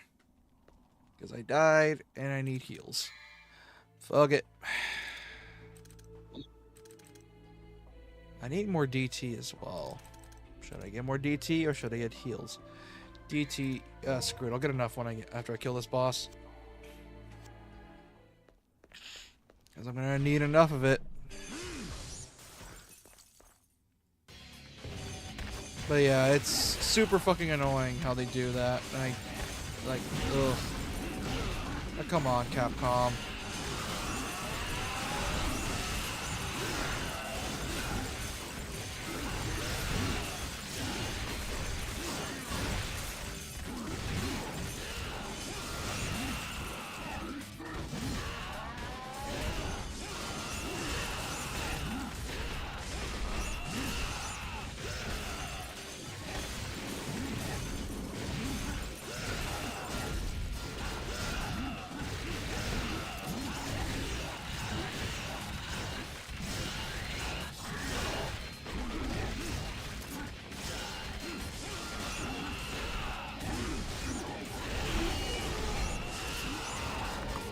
Oh, well, you have the chance.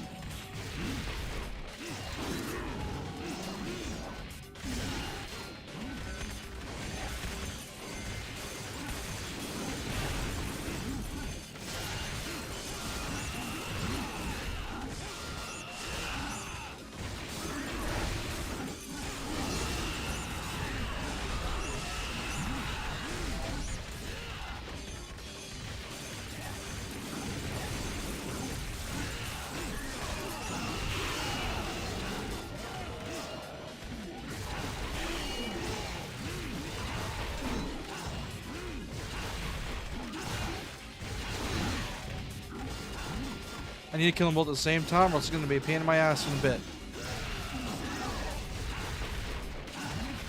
Oh, does one like revive the other? No, they go into like a super mode, and he gets on my nerves. I need to get them both at a certain amount of health so I can like take them out in one hit, like one after the other. Okay, you should be low enough. Time to with the brother.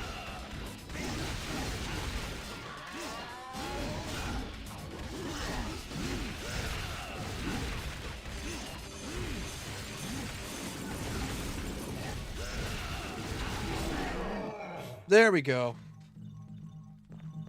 I'll deal with that.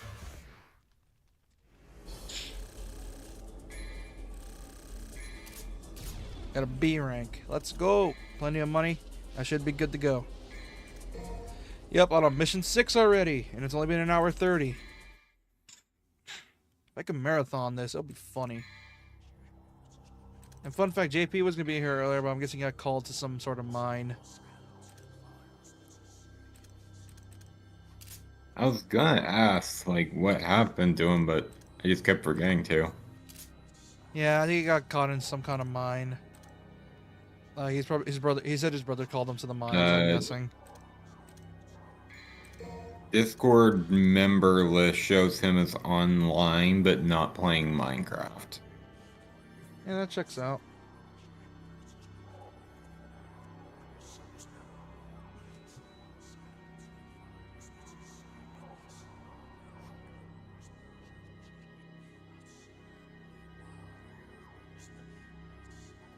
Oh, that's weird. Some weird. I don't know who. Some person messaged me. I don't know who it is, and I'm not going to question it because that's probably a scam bot.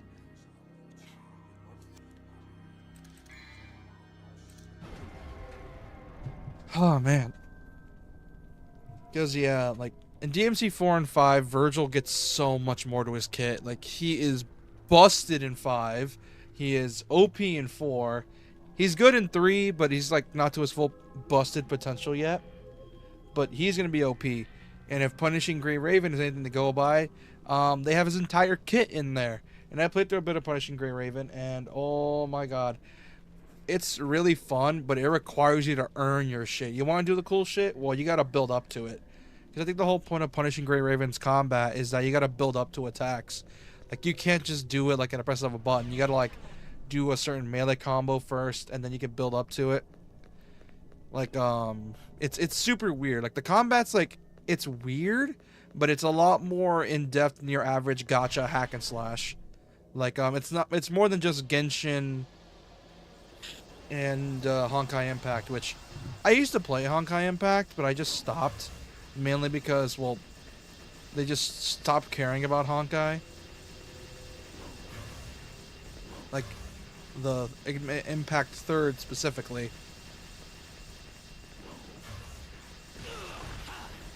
I knew which one you meant. You know. And to a degree, like, I can kind of see what you mean.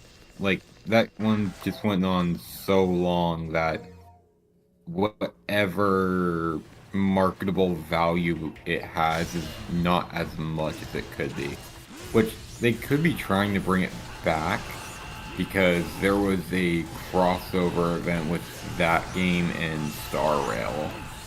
So it could be grounds for them trying to make it more marketable before too long. Well, I mean, Honkai Impact 3rd and Star Rail are in the same universe, right? Like, they're under Honkai, so I'm assuming that's the case. Like, the Honkai brand. Not necessarily. Same name, same like name, different universe. This is gonna sound like lore gibberish. You know how, like, Yggdrasil has, like, different worlds in it? Oh, let me guess. Same name, different universe? Pretty much still connected by the imaginary tree that is Honkai. So they are still somewhat connected, can still cross over, can still be connected.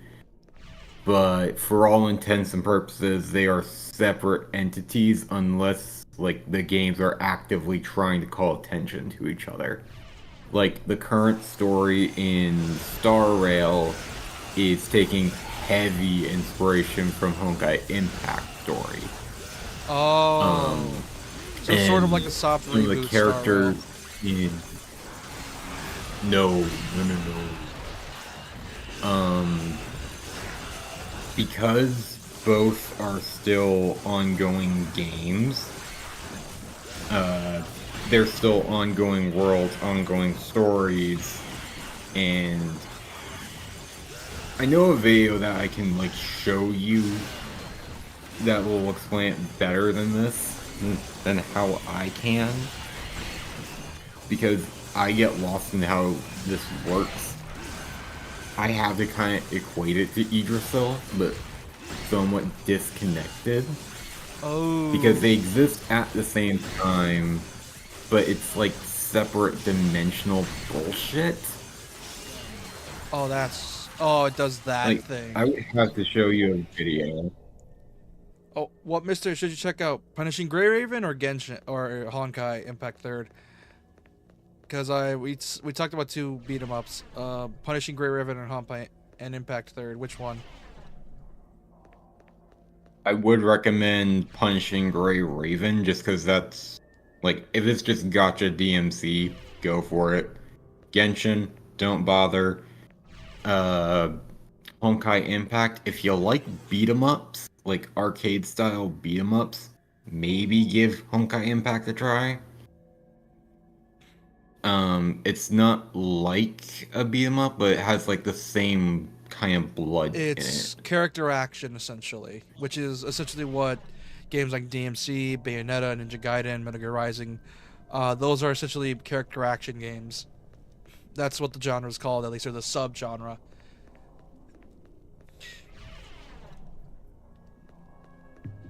But yeah, Punishing Grey Raven's great. Honkai, that's if you want to. Genshin, don't, because despite how cool it looks, it's not as in-depth as you think. Like, there's not really any launchers, there's not really any, like, good tech you can do. Like, it's, like, the combat you can do in Genshin's not really all that impressive. That's what tricked me into getting it, because I thought it would be, like, DMC-styled Breath of the Wild, but it's not. I mean, that's how they tricked me. Genshin's combat, like, it's got deceptive levels of depth, but it's like you have to use items, foods, potions, and have to know like integral like team compositions, so that way everything can synergize super well. Because like some of the highest damage I've ever seen for that capped out at about just like 1 point off of, I want to say like 10 million, and I want to say that was like the damage cap. That's not exactly what I meant, but what I meant is, like, for example, things like jump canceling, combo switching, like essentially stuff that allows for a shit ton of player, what's the word? Essentially allows the player to get creative with it. Like, for example, like being able to find Some secret characters, tech, but that's more than just a button mash some fest. characters do have that kind of shit. Like there's this one Hu Tao where if you have like her C1, you have to make use of jump canceling to use her efficiently, or at least like pros will tell you you don't have to. And then there was one tech with Nouvelette for a while where his like charge attack is basically just a giant blast of water, and the players could just like spin him around rapidly in the space of like 5 seconds and kill everything. But then the devs were like, no, that's a bug, and then patched it out. Yeah, but not so the stuff is there, it's just character dependent, and like, yeah, it's not really encouraging for players. Yeah, but that's not exactly what I meant either. I mean, like, for example, like what you saw when I'm doing with DMC, like, for example, mixing up combos, that type of stuff, not just like mashing one button, like using different skills to like link up to other skills and all the like. That part is correct.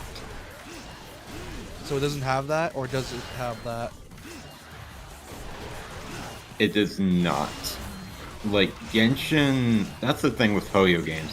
they try their best to be as simple as possible for newcomers, so that way they can build in complexity from newer characters, newer artifacts, and So it's like whatever new mechanics they've got. so it's less about trying to be stylish and more just the build. Pretty much.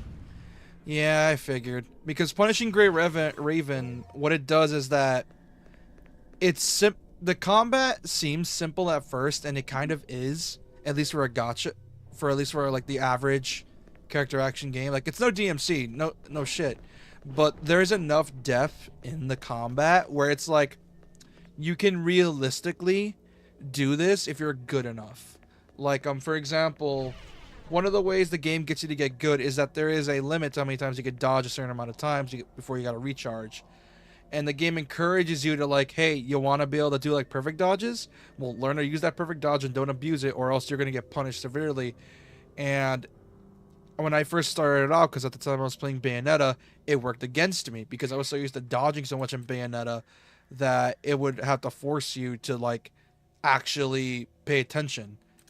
Because you got to figure out which attacks you can dodge, which attacks can you parry through, or essentially stuff like that. And essentially the prologue fight is sort of like that, where the prologue fight, the boss is like 20 bars of HP, and you're able to realistically get through like 5 or 6 if you're new, and if you try to power through it. But if you try to do that, you're not going to get anywhere. Like, you essentially, it's forcing you to actually interact with its systems, which most gotchas don't really do. So that's sort of the way I want to see it. That's why I like Punishing Grey Raven. Because despite how simple the combat can be, there is a lot of depth to be found. After all, these devs are heavily inspired by DMC. That's like one of the reasons why I like playing Star Rail. Because, yeah, it's basically like playing Persona, and heavily simplified at that.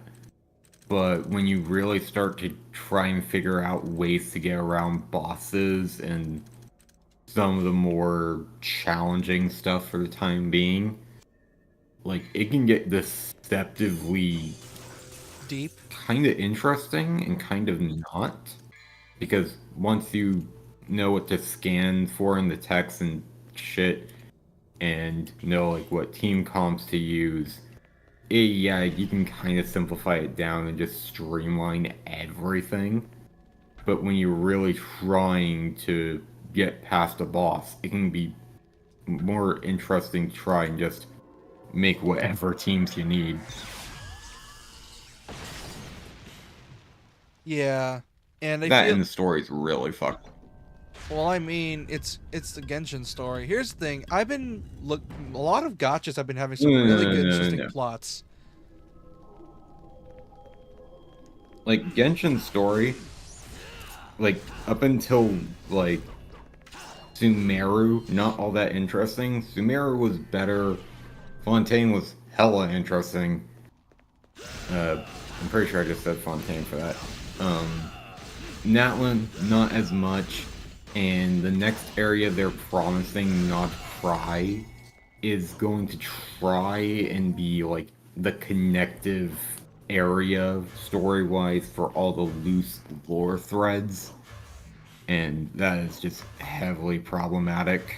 Why is Genshin's and then you get lore super to weird? Like, you basically find it in every obscure nook and cranny. Ah, okay. Yeah, I see how it is. Like, the main story has some elements of it, but you don't see a lot of the deeper lore unless you do world quests, you go around collecting books, you read the descriptions of inventory items, you read the story bits that come with the artifacts, and it becomes one gigantic mess. Oh, it does the Dark Souls thing, but not nearly as, like, flawless or, like, as graceful. Because the way Dark Souls does it is similar, but they give you just enough tidbits to allow for some imagination, but it will still make sense. Like, every item you pick up is used to tell the story. Like, it's not just, oh, like, here's random plot threads that'll link to other plot threads for no particular reason. No. The items you get are made specifically for the story they want to tell. But I'm guessing with Genshin or Honkai is that it just has too many plot threads and there's so many artifacts that don't really attribute it to all the story that it just gets confusing, I'm guessing.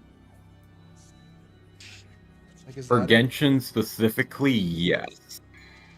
Star Rail does not... I can't speak much for Honkai Impact, but Honkai Star Rail tries to keep a cohesive narrative. Like, there's definitely some bits and pieces you can tell it's referencing to something else. Or, like, in some of the game modes, like Simulated and Divergent Universe, you can kind of get glimpses of what's coming ahead. But you don't really need to do that to get a cohesive story. Unless it's the Lawfu. The Lawfu was just weird. Yeah. Not bad, just weird. Yeah, that checks out. I can understand that. Because that's how I feel sometimes with games like that, is that when they try to tell their story through lore, it gets a bit annoying. Because it's usually it's either going to be a good, because the story they're trying to tell is either going to be great or meaningless. Because sometimes the students have a bad habit of doing that, and they provide like no context to plot in hand. Like, it's just there for fun facts. There's a difference between fun fact lore and lore that actually attributes to the plot. And fun fact lore is, I don't think, lore anyone likes.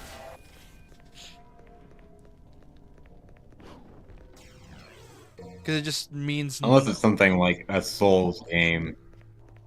Yeah, where it actually attributes to the current plot at hand.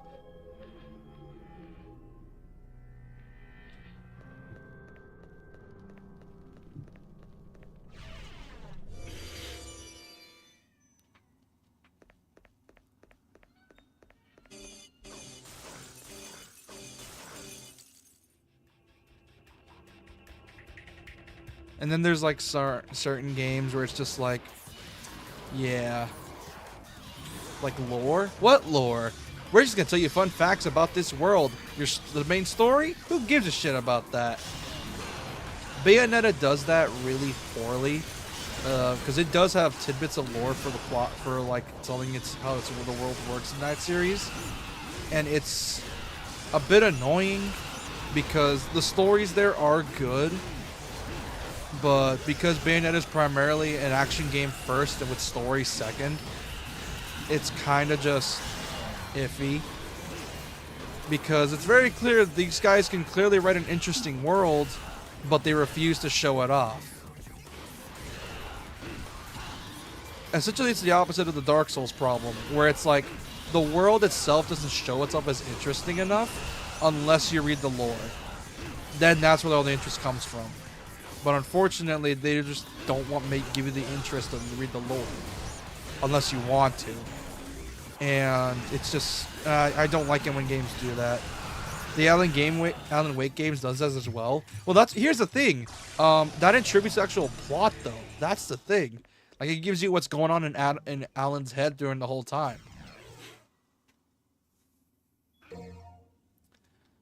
So that gets a pass from me. Unfortunately, some other games do it in a way where it just doesn't work all that well, and it gets super annoying.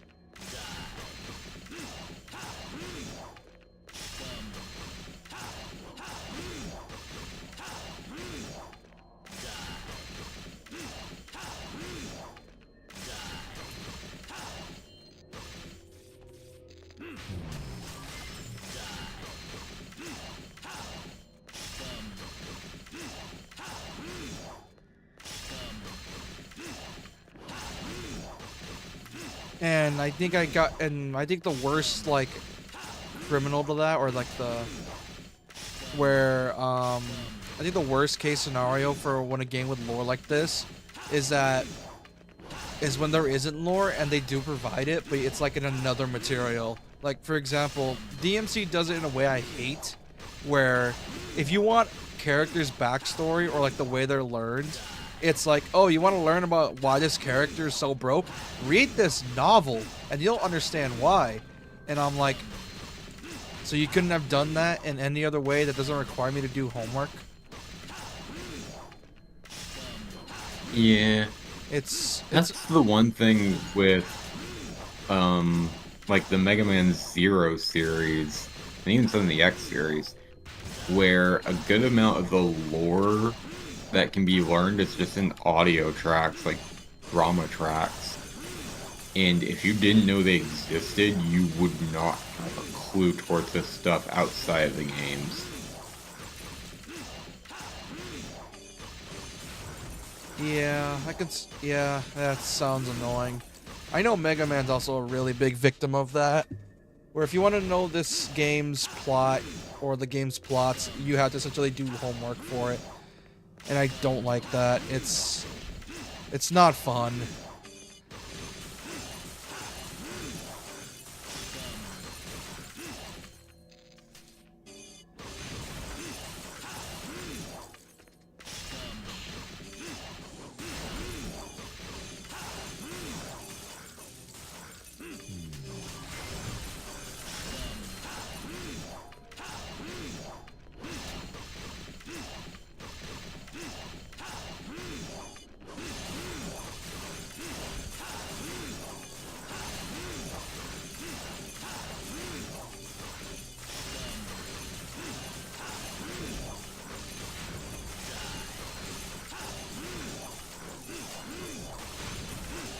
And I don't know, I hate it when games do that. Because it's like, you have an interesting world and story to tell, but you force readers or players to read through arbitrary stuff. I think an even worse, like, victim of that, I think it's the worst one I know, is FF15. Not only do you need to play the DLCs to understand the plot, but you also gotta read the book, watch the anime, watch the movie, and it's super annoying. The anime, thank God, is on YouTube. You can watch it there, because you get to learn how Noctis's mom passed away and why he's like so traumatized. But goddamn, like, playing the games. Not only that, the story is even worse. That the story is unfinished, which means we'll never see what the main plot line was. Apparently, in the book has the final story, or the final DLC has the plot.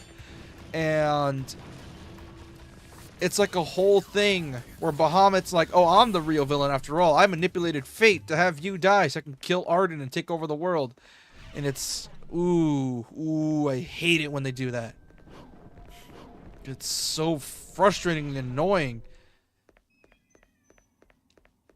Like, why would you do it like that?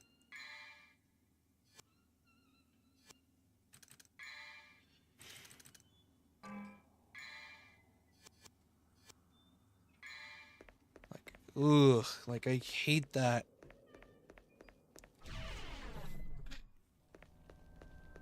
Because there's, like, it's what, like I said, it pisses me off that some games and books and stories do that. Like, you have to go do a lot of homework.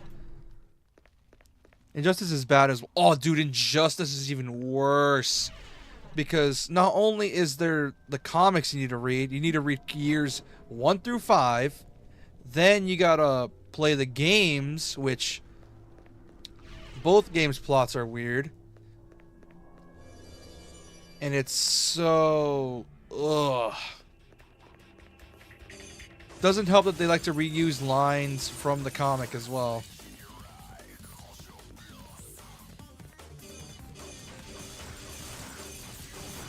That's one thing where I'm glad, like, Marvel rivals this comic. It's basically just like supplementary material. Yeah, it's just like, there. yeah, it adds to the story of Rivals, but like if you want to enjoy the experience, you don't really have to watch it or Yeah, read it. that's. And if you want to go through it, you can find stuff on YouTube. Oh yeah, 100%. Like that's also another way to do lore. Like if you know the source material doesn't have a lore, but the world itself sounds interesting to you, then well, there's other ways to see it. Like if like it's just there, like it's not there to like tell the story itself. The game's already doing that themselves through like other ways, like trailers, videos, all that stuff, or like in-game hints. But if you want like actual lore behind like the whole thing, well, there is the comic, and that explains everything, which is fine with me, because there it's explaining how everything works, why everything is happening, and you know just how all the characters are. And it's a really good way to do it, in my opinion, if you're doing a world like that, especially because it's a multiplayer game.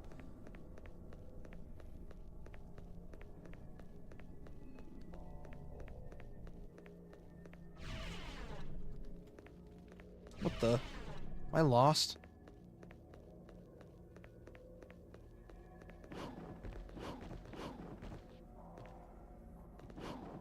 Where the hell do I... Wait. Oh, did I loop? Ah, there's a loop. Great, that's fun.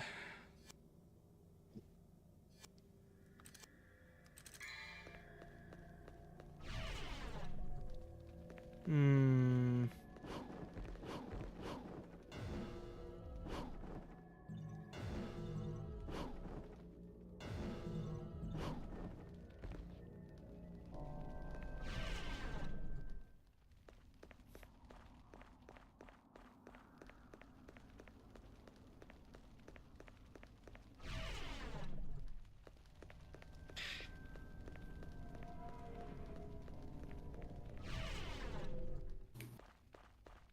Keep on going, keep on going.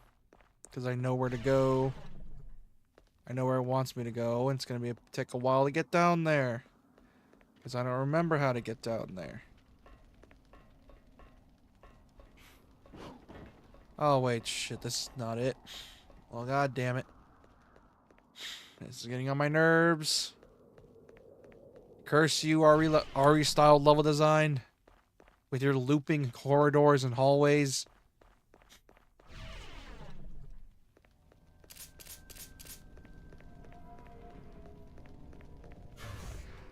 If there's one thing I miss about DMC is that it's the atmosphere. Most of the games, I think past 4, don't have the same atmosphere. Like, DMC's 1, 2, and 3 were meant to be, like, horrifying in their own way, like, actually genuinely scary. The only reason they weren't is because, well, you're playing as a badass demon hunter who doesn't get scared by nothing. And then there's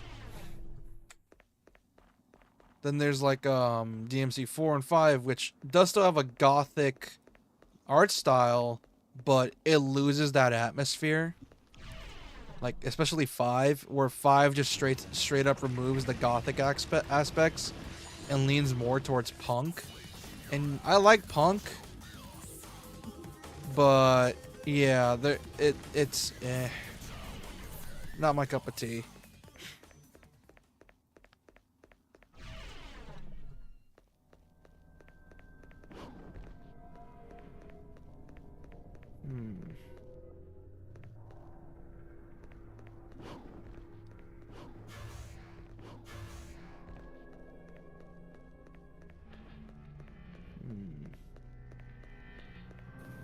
Wait a minute.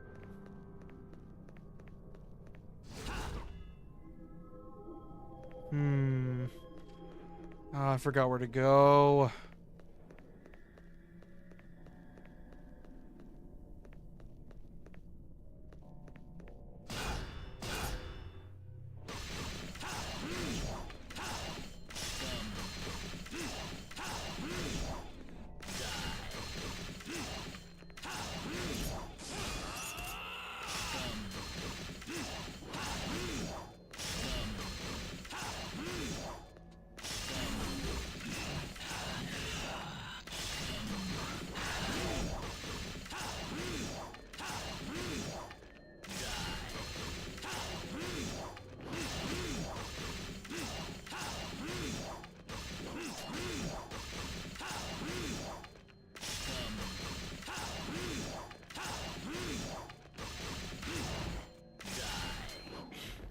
This is getting on my nerves. I forgot where to go. I know there's something I gotta get. I know there is. And I know exactly where I need to go to put it. It's just not telling me where to go. It's being annoying. Do I just need to jump all the way down?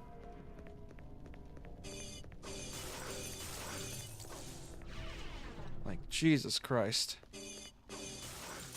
Like, I think I know where. I just need to... If I gotta jump all the way down, I'm gonna be pissed. Because if that's the case, I was looping in circles the whole time. Divine Library.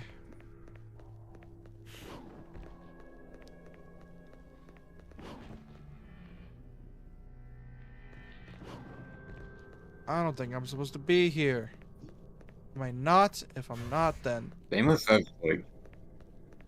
They must have bones of rubber to not take fall damage from that. Nah, Vergil's... Well, Dante and Vergil are half demons, so obviously they can't really, you know. I still like how DMC, well, like Dante and Vergil's rivalry is literally just, I don't like you. We're twins. It's like, yeah, well, I don't like you either. It's like, yeah, well, I'm not a psycho. It's like, yeah, but you don't have power. Like, I kid you not, even after in DMC5, even after they reconcile, they're still fighting. Not because they hate each other, but because they just genuinely take pleasure in fighting each other. Like, they genuinely enjoy kicking each other's shit in. Which, very fitting considering they're siblings. So, yeah.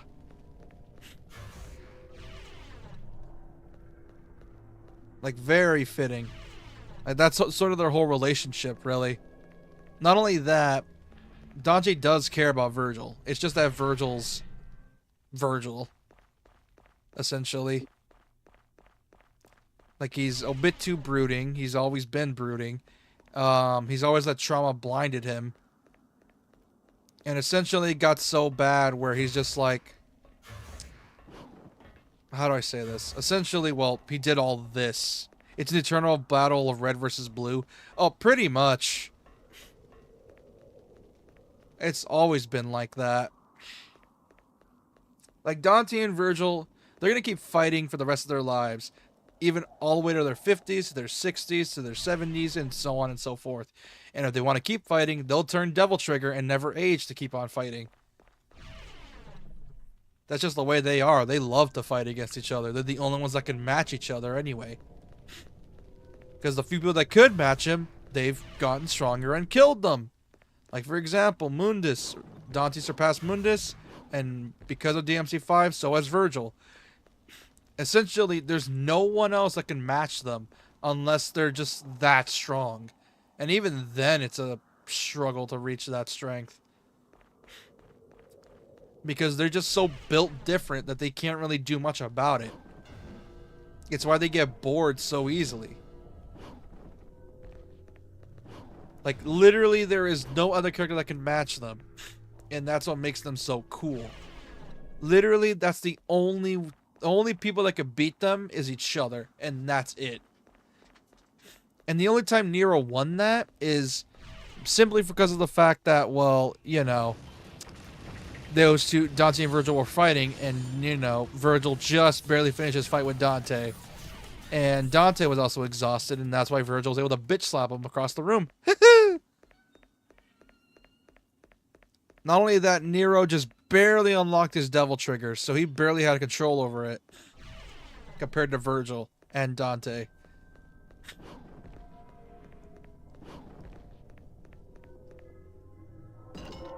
Are you shitting me? Ah! So I've been going in a loop this... I've been going on a loop this whole time. I'm an idiot. I didn't even know I got it. When did I get it? Ugh, never mind. I'm here now. I got it.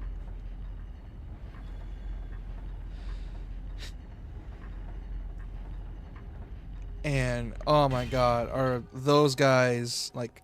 There's a reason Dante and Vergil are one of the most iconic rivalries in gaming. Like, barely anyone can reach that. Like, Scorpion and Sub-Zero, I don't really... the only reason people don't think they're rivals is because, well, they got beef with each other and that's it. It's just, oh, you killed my family, prepare to die, and that's it. Dante and Vergil, there's a bit more to it.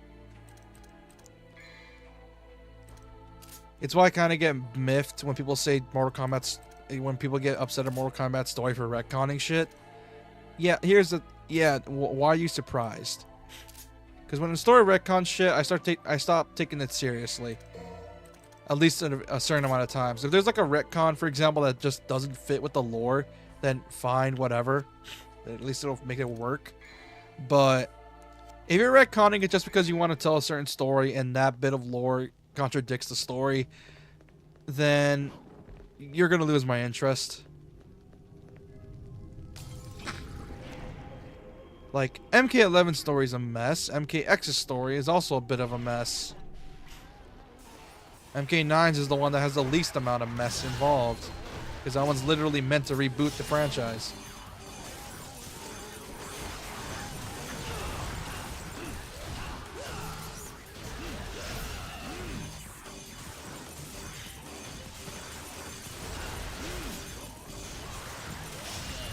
And yeah, you can argue whose rivalry's better, but everyone knows it's Dante and Vergil's rivalry is always going to be iconic for its own reasons.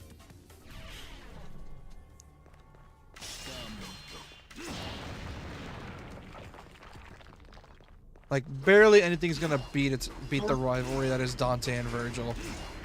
And even then, it's going to be a struggle. Because it's just like, it's such a good rivalry, you can't really hate on it. Because it's just so well written and they're so cohesive together. Like, it's pretty much common knowledge that DMC3 has like the best plot out of all 5 games.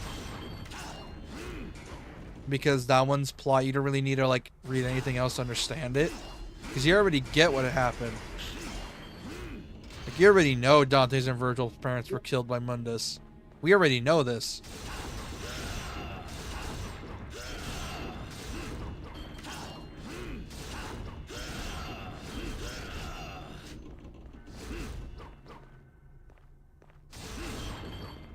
Like, we already know about their whole shtick.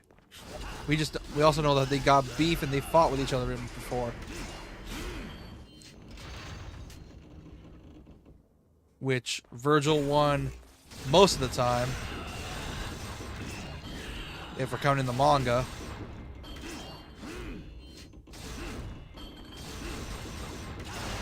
There we go. Okay, seems to be a piece of a larger creation. I know what creation that uses.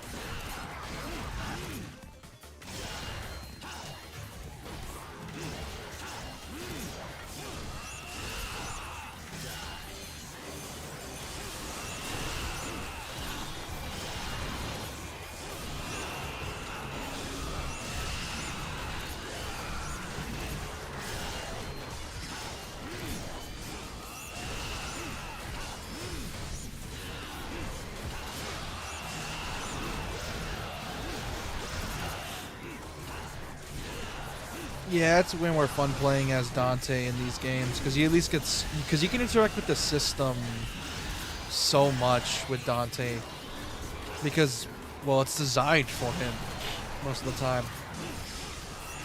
Unfortunately, DMC3 is only really the full extent of said system. That's sort of the whole fun. Yeah, there's tech in DMC1 Dante, but not nearly as much as in 3, 4, and 5.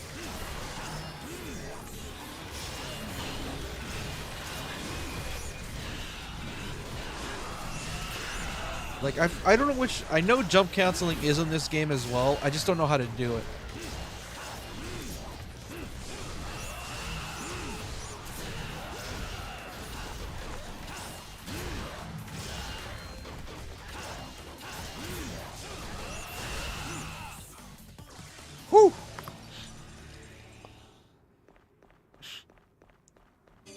And if I were to like label each character starting from Nero, Vergil, and Dante, Nero is obviously, I've told before that I've talked a lot about this before, that he is the introduction character. He is meant to help ease you into the game's combat system.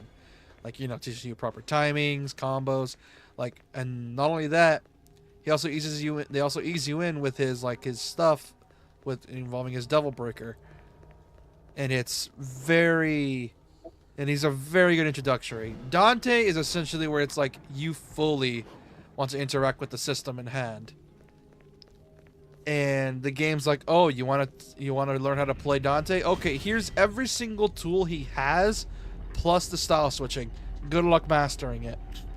And at first it's a bit of a pain in the ass to get used to, but then once you get used to it, you just cannot play any other way. It just feels wrong pulling off combos so easily. Like, it doesn't feel right when you do it so easily. And then there's Vergil, who is just easy mode the game. Like, you ever heard the meme of the boss character when you fight him and the boss character where you get him? Yeah, Vergil's the opposite of that. He's actually weaker in his boss fight. And then when you actually play as him, you realize why he's so busted.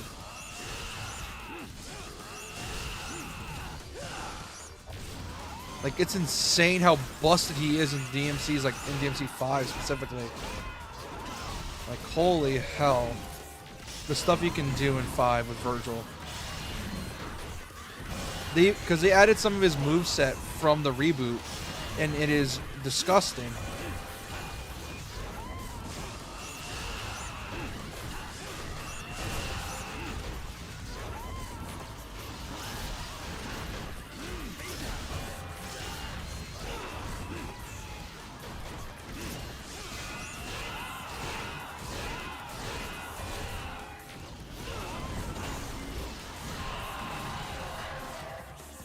Oh, shit.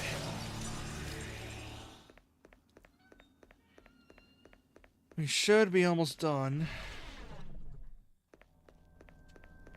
It's also why I kind of like, how... It's also why I like Hi-Fi Rush's system as well.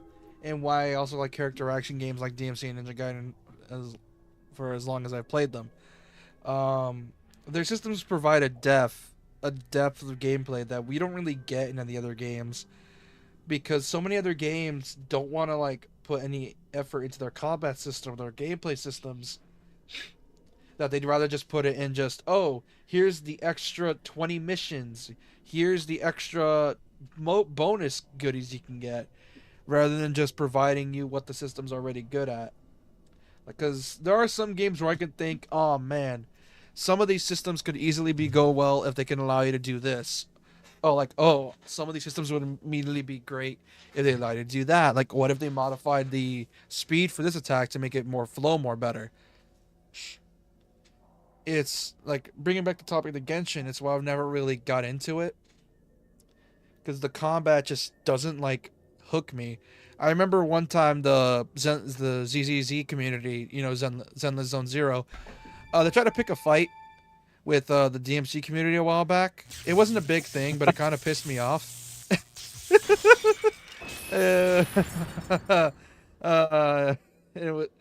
kind of pissed me off, but also made me laugh. Like, for example, they were shitting on the fact that Dante doesn't do any cool shit with his guns other than the Rainstorm and the another move, and that's it.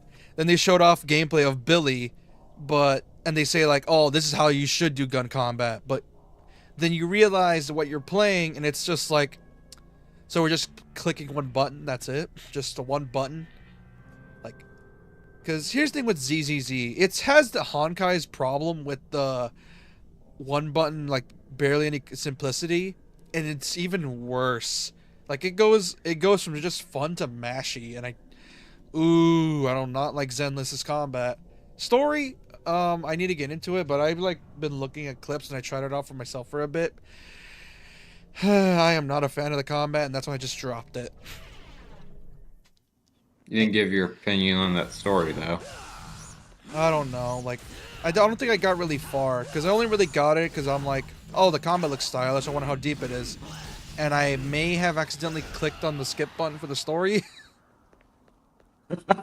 No, because I was like trying. Because here's the thing: what I would do is that when I play a game like that, I would, because you speak Japanese most of the time, my brain would immediately just read the sentence first, and just press on it. The thing is, I was playing it on my phone for a bit, and I was like, my thumb accidentally hovered over the skip button, and I skipped the plot, and I'm like, uh-oh, that ain't good.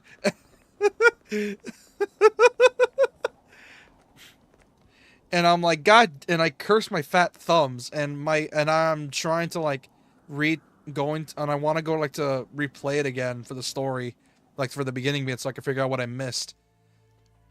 But yeah, like, but most of the time, if it's another gacha though, because I heard Zenless's story is actually pretty good, and I think the reason is because I remember people compared it to Ruby, and and if you already know my relationship with Ruby, I believe it has much potential. And some people were like saying, "Oh, it's just Ruby but done good," and I'm like, "Oh, is that so?" Then that's when I checked it out. It was a combination of the gameplay clips and the story, and then I skipped the story on fucking accident, and it pisses me off.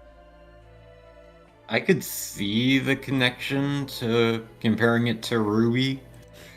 I can't say for certain, like, how strong a connection that is. I haven't seen Ruby just because, well, I haven't really wanted to. Yeah, And I wouldn't play Zen.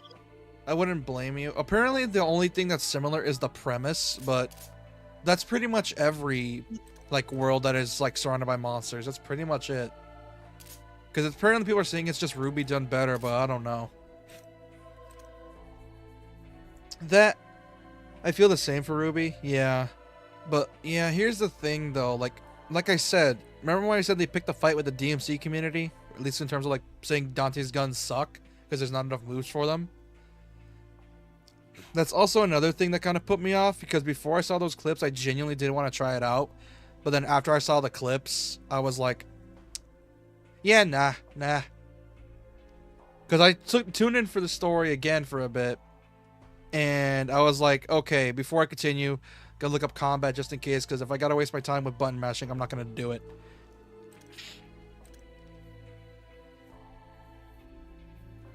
And yeah, it's just, ugh, I don't like mashing. I just don't like to do it. Like, I need to be doing more than just pressing one button. That's why DMC2 bored me to tears. And I was actively getting tired of playing that game. That, and I don't fall for Gooner bait as much as you'd believe. Like, it's really hard for me to fall for it. It's why I barely touch, like, Honkai. Like, eh. Like, I get it, that's their whole marketing, but even then, I don't fall for it that much. Decay is the only one that got me, but that's because that's because, like, story, like, plot points have been showing up my feed. Along with the music. The music is amazing. So that's the only reason I fell for Nikkei, because that game's plot was genuinely hooking me up, and I enjoyed it. Whereas Genshin's, because of all like me playing it combined with me seeing people share their experiences, say like the plot only gets started like 100 hours in, and I'm like, the fuck? Is that true? If you're going like pure story-wise, it's not really 100 hours. But when you take into account leveling characters, getting them adequately built to go through the story, like you basically played an RPG already. So maybe not like 100 hours with me, like 40 minimum. So it just takes a while. Yeah. Yeah, that's one of my main problems with it. Because despite it, like, just the tagline being anime Genshin, it still doesn't hit as right. Red Vergil. Hello.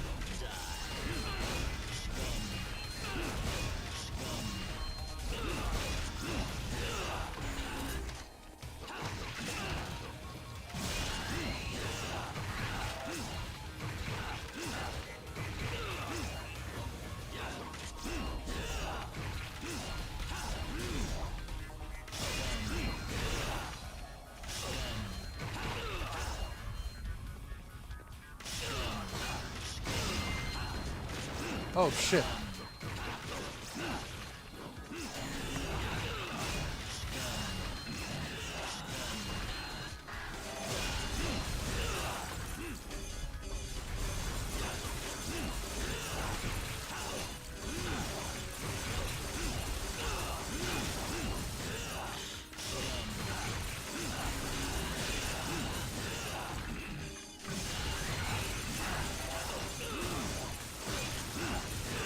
Ah, shit.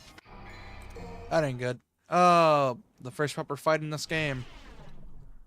And it's against Vergil, which, that's understandable. It's fucking Vergil. He's meant to be one of the hardest. Like, apparently in 05, the original PS2 version of this game was balls to the wall hard. Like, it wasn't Ninja Gaiden hard, but it was hard. Like, it was considered the hardest in the series and still is.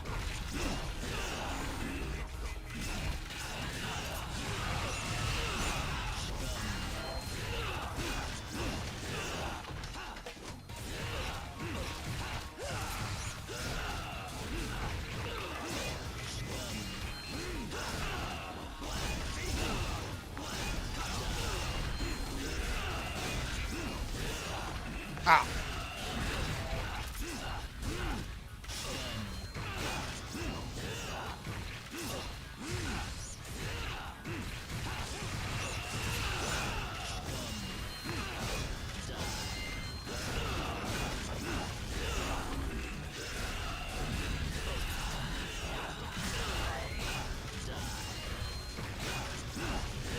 Ow. Okay, that ain't good.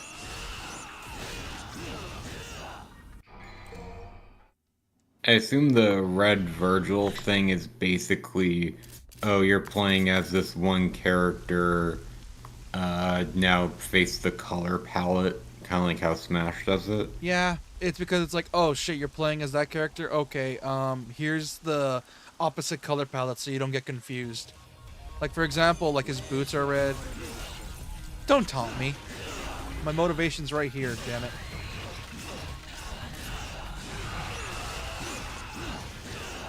Oh yeah, also Vergil likes to punish you when you combo too much. Like, if you don't, like, dodge immediately or your attack has too much recovery, he will just straight up punish you for it.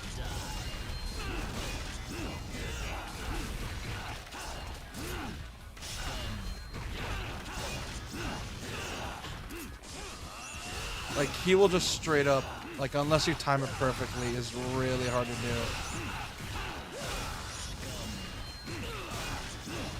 And because he likes to do a certain move over, yeah, it was automatically set to DMD for the American release because people complained at the difficulty for 2. That is mean! That is such a dick move, Capcom! That is just being petty!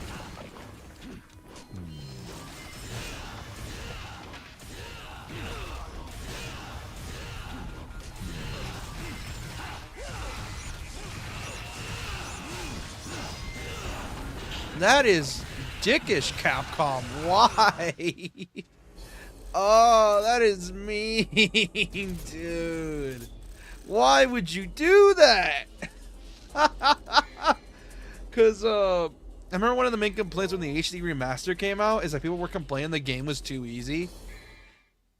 Because of that, and people were like, and knowing that, it's like, oh, that explains so much.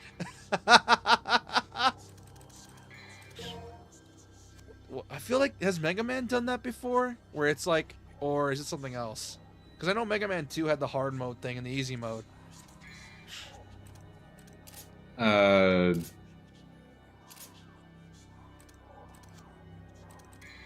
They've done difficulty modes before. Like, the Zero series is the case where you finish the game, you get a harder mode, which is basically it's the game again, and you can't charge your weapons. The Classic Series second game is probably a case where, probably the only case that I can think of where they made a separate difficulty mode because they didn't think that the regular people could, like, do it well. So they actually made an easier mode, which was called normal mode, and the actual normal mode was called difficult mode. And normal mode was essentially piss easy. But it was literally born because they didn't know if, like, people could handle 2. So it's literally because they just thought Americans couldn't play video games. Got it. Well, you also gotta remember this was coming off the back of the very first game, which was very rough. Oh yeah, wasn't the first game just kind of jank because of like certain Not bugs? just kinda, extremely. Like, there are some good design elements in it, but it's like very few. Most of the game's kind of stable, but then you have something like the platforms in, I think it's Gutsman stage, where if you don't jump in time, it's just the black hole pit where you just instant fall. Oh, I think I know about that one. Isn't that the where it's like the platforms where it's like you have to jump and time it correctly, but if you don't, you just gravity just multiplies and you just fall into the hole. Yeah. Yeah, yep, that's the one I was thinking about. Yeah, if that's the case, that's some bullshit.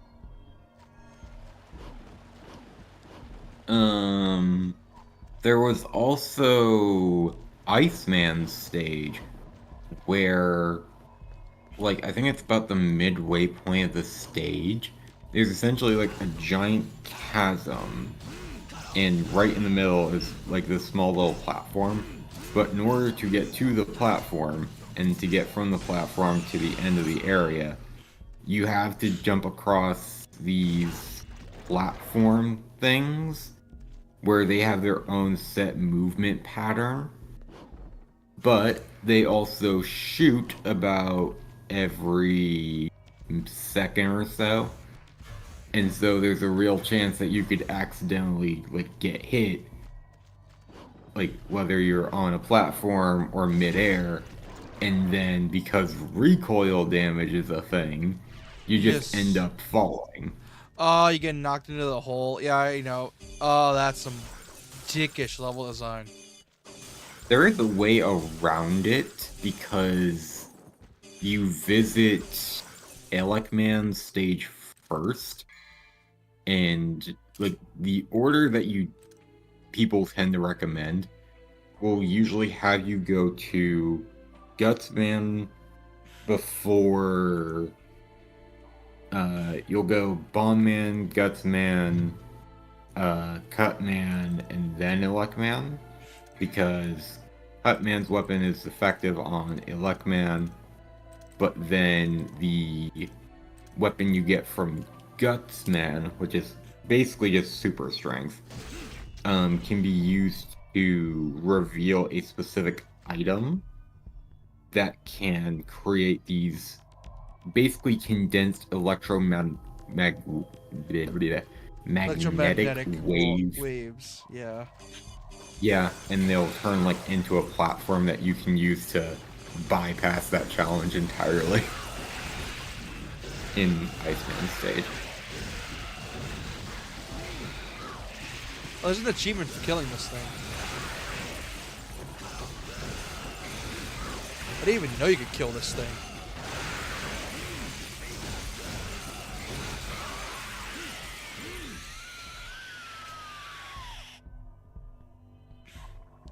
Yeah, I didn't even know you could kill this thing. I thought you just have to run from it.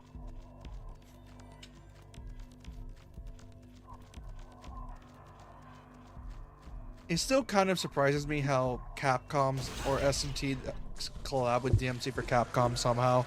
Like I knew like apparently they were like big fans of DMC in general, but I didn't know how much of a big fan they were until they actually like implemented Dante into the story.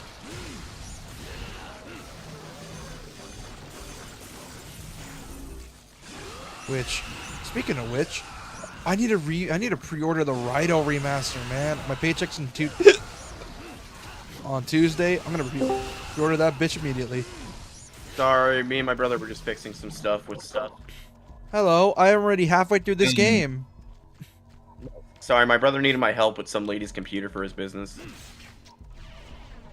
That's apparently something that I only knew about that he didn't. Shockingly. Also, I'm halfway through this game already. Doing work.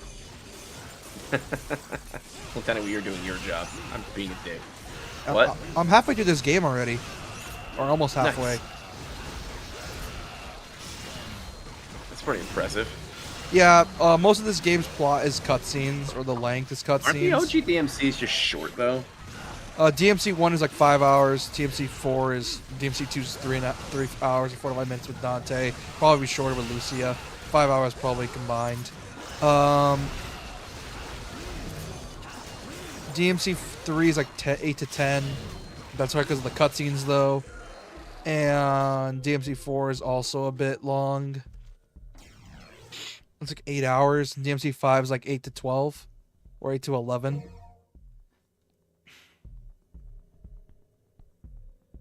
I gotcha.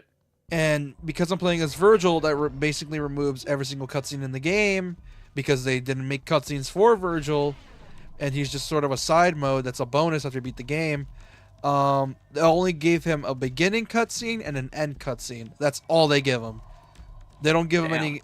Yeah, they only give us the beginning cutscene, which shows us meeting with Arkham, and an ending cutscene, which I'm pretty sure is just him fighting Mundus ending.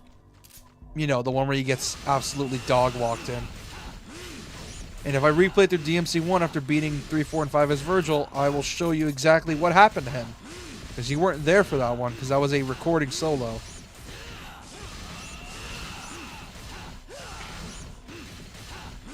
Also, I need to share the game. Hold on. I didn't share it at first is because it was messing with my signal. Luckily though, I think it mellowed out. So hold on, let me share it with you. Go live. Please don't mess with the signal. I don't want it to lag. Can you call yourself the Dark Brotherhood listener? I call you a bitch. What's a Dark Brotherhood listener? One of the heads of the Dark Brotherhood. Well, I'm sharing the game if you want to watch. I'm watching the sec. The fact this game ran at a solid 60 on PS2 is amazing.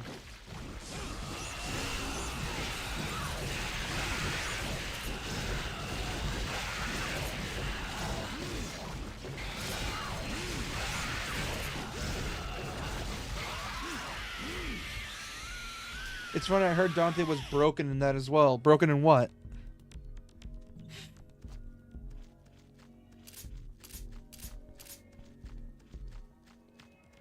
Broken in what, mister? SMT? What'd you say? Oh, yeah, he is busted in SMT as well, Dante. Like, he is a very good, like, character in the game. Like, he's borderline OP.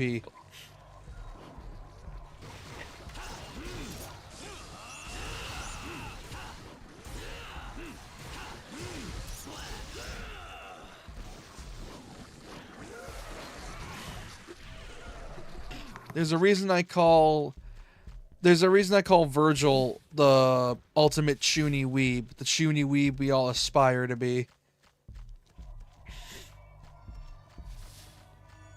Why? Because he's the ultimate Chuny weeb.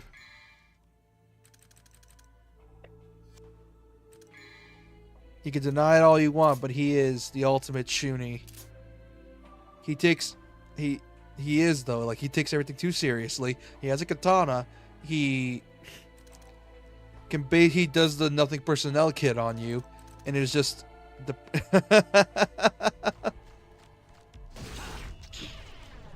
and they butchered his combat for the reboot. I do not like this reboot gameplay.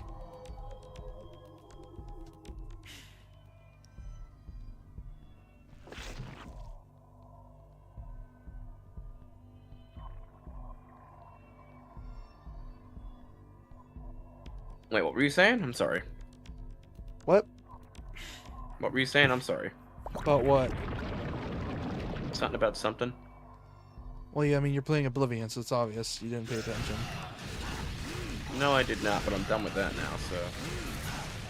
Well, Vergil's the ultimate Chuny weeb. Of course he is. I mean, look at him. He wears a trench coat, he has a katana, has white hair. He's a weeb. He just refuses to admit it. Good minute.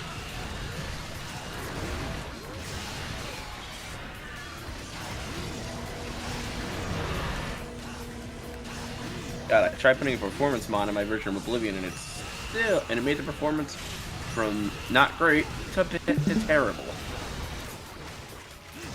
I can't win, I swear.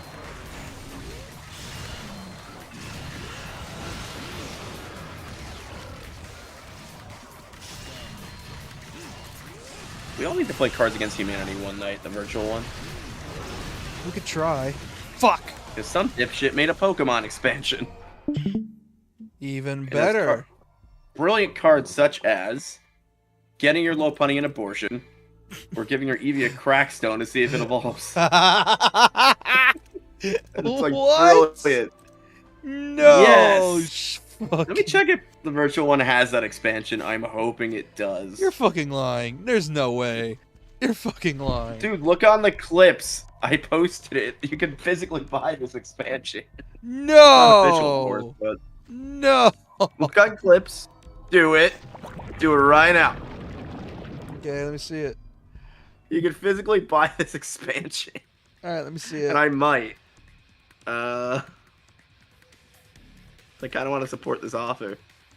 Getting your Lopunny an abortion?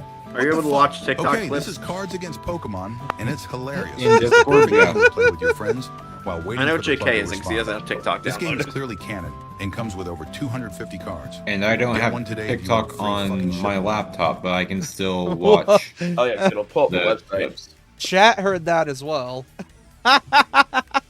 Chat hears everything. Yeah, we need to. I want to play this expansion so bad, but I don't know if the virtual one has it. It's so fucking funny though.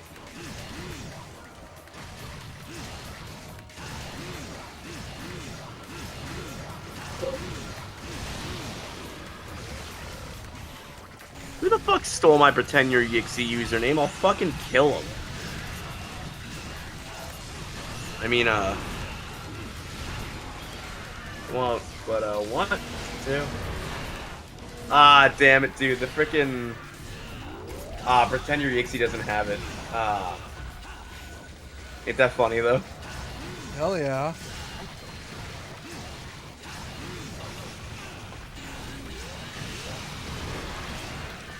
Which there's no way to play that version unless we all met in person, but it'd be fucking hysterical.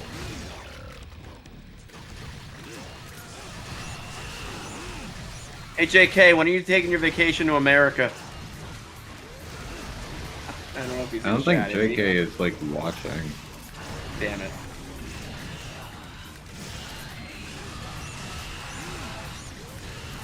Even though we're technically on the not safe to travel list in a ton of countries, places. Which is kind of upsetting. I wonder why. That's we voted for an orange president. Everyone knows orange is a dangerous color. Can we not talk No, about that's that? blue. My one political joke exhausted for this stream. Hey, can we not? Hey, I get one! Yeah, just not in the mood for it.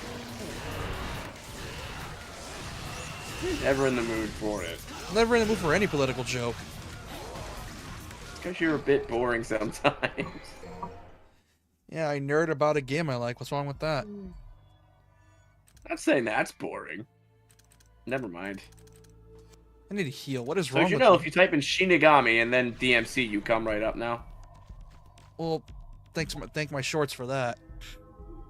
Oh, you heard it and you wish you did it? What, the fucking... The Cards Against Humanity Pokemon.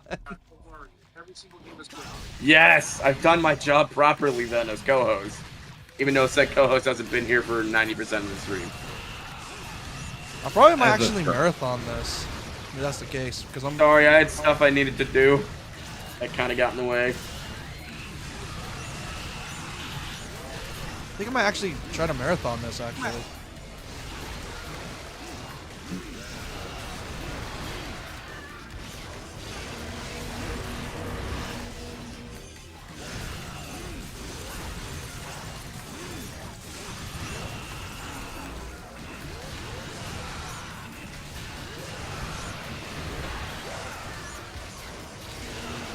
Ow. Oh, it's actually a really cheap expansion. It's only $9.95. Oh, it says players 4 to 20. And I read that as like fucking age for a minute. I'm like, 4-year-olds shouldn't be playing Cards Against Humanity.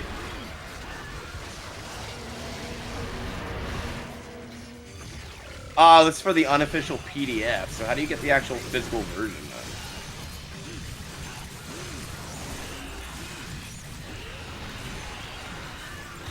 I don't know. You tell me. Does that work though? You'd need to. I don't know.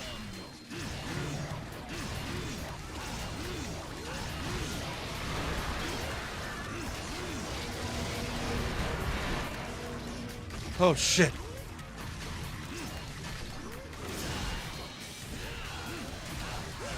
We just play normal Cards Against Humanity at some point. We'll have to get a game together at some point. Yeah. That'd be fun. So chat, if you want to play Cards Against Humanity, this is an open fucking invite, so we can have up to like 10 people. Well, it's Cards Against Humanity. It's always fun with more people. The more people, the more fucked up it gets. I know, we can have up to like 10 people, I think.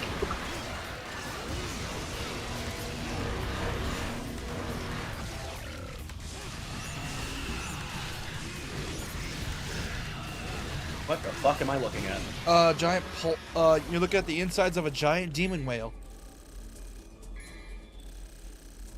I didn't know their penises were on their inside. Well, I mean, that's what it looks like soft. But yeah, it's not hard yet. No, that was its testicle, actually. Castrated from the inside out. Face never dropped. Yeah, I castrated this thing from the inside. That's gross, actually. Fucking like, all right, pig, time to be castrated. Wait, do fish have testicles? That's a good question. Hey Siri, do whales have testicles? Yes, whales have testicles. Oh. Okay. That's awesome. I didn't know that. It's neat. Oh yeah, whales are mammals, so they would. But do fish? Like, how do fish reproduce?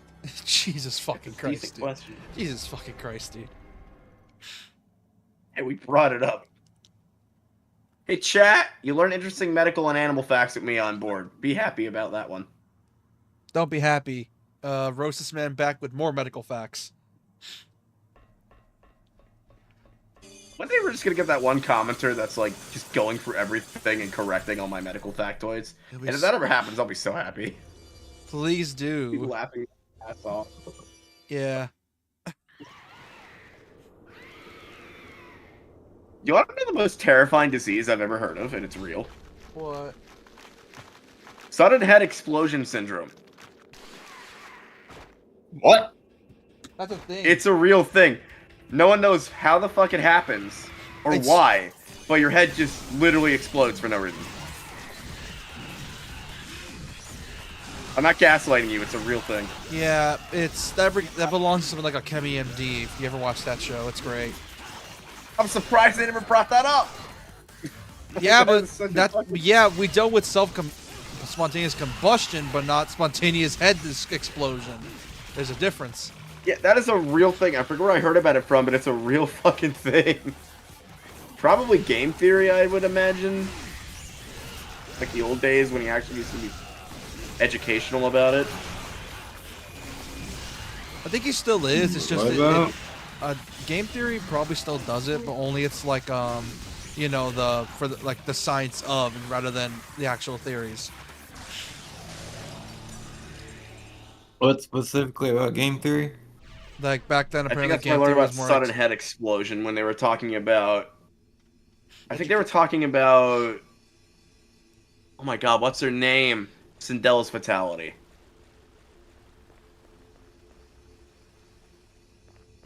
sudden head explosion. That is a real thing. You can look it up right now. That is real and that exists.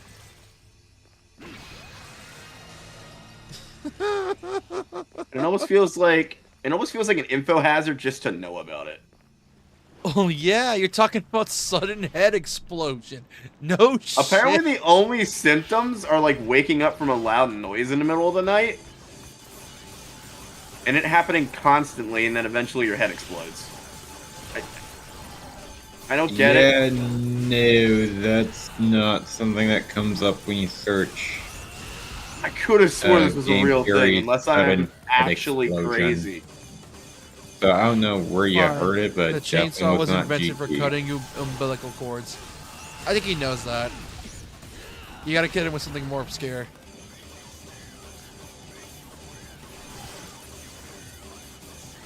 Think we'll meet Hot Demon Lady at some point? That's actually something I didn't know. Oh, I thought you did. No. Huh. Did you know the most common cause of death in crabs is being crushed to death by their own shell? Because crabs and lobsters are technically immortal. However, their shells can still... That's only for aging. Their shells can still literally crush them to death if they get old and if they get weak enough. That or they molt too much. That's why they're constantly That's why we molting. don't use their cells for like immortality research, because we'd still like grow frail as we age. So it wouldn't really matter. We just look younger but actually feel younger. Because here's the thing with immortality. I'd rather have a functioning body and be immortal than have a not functioning body and still be alive. Oh yeah, no shit. Everyone wants that.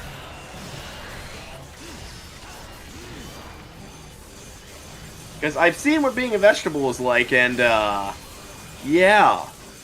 No fucking thank you. Yeah, nah. No shit. No one wants to be a vegetable, dude.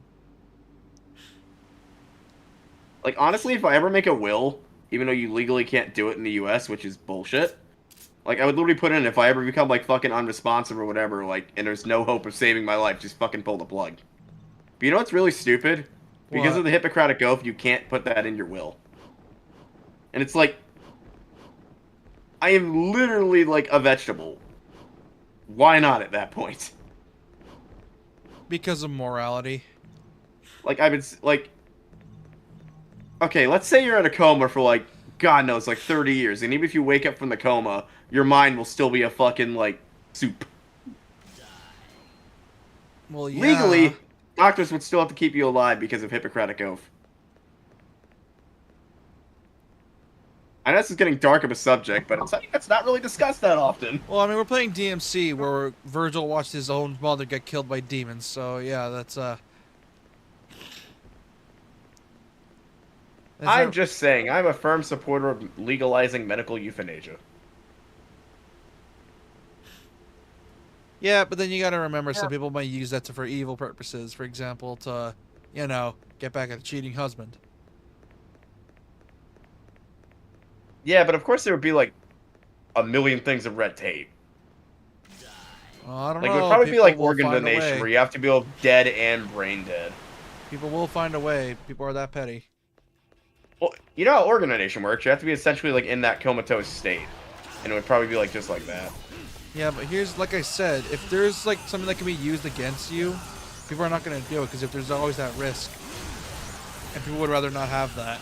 Yeah, that's the other problem, but I feel like that can be easily mitigated with proper regulation. Here's the problem. Not everyone has proper regulation.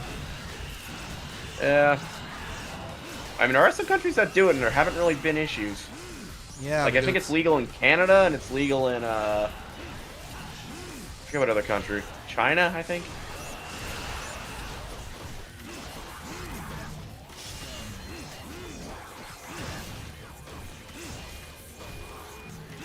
I don't know, it's something you only really think about when you see a fucking loved one go through that shit, dude. Yeah, it sucks.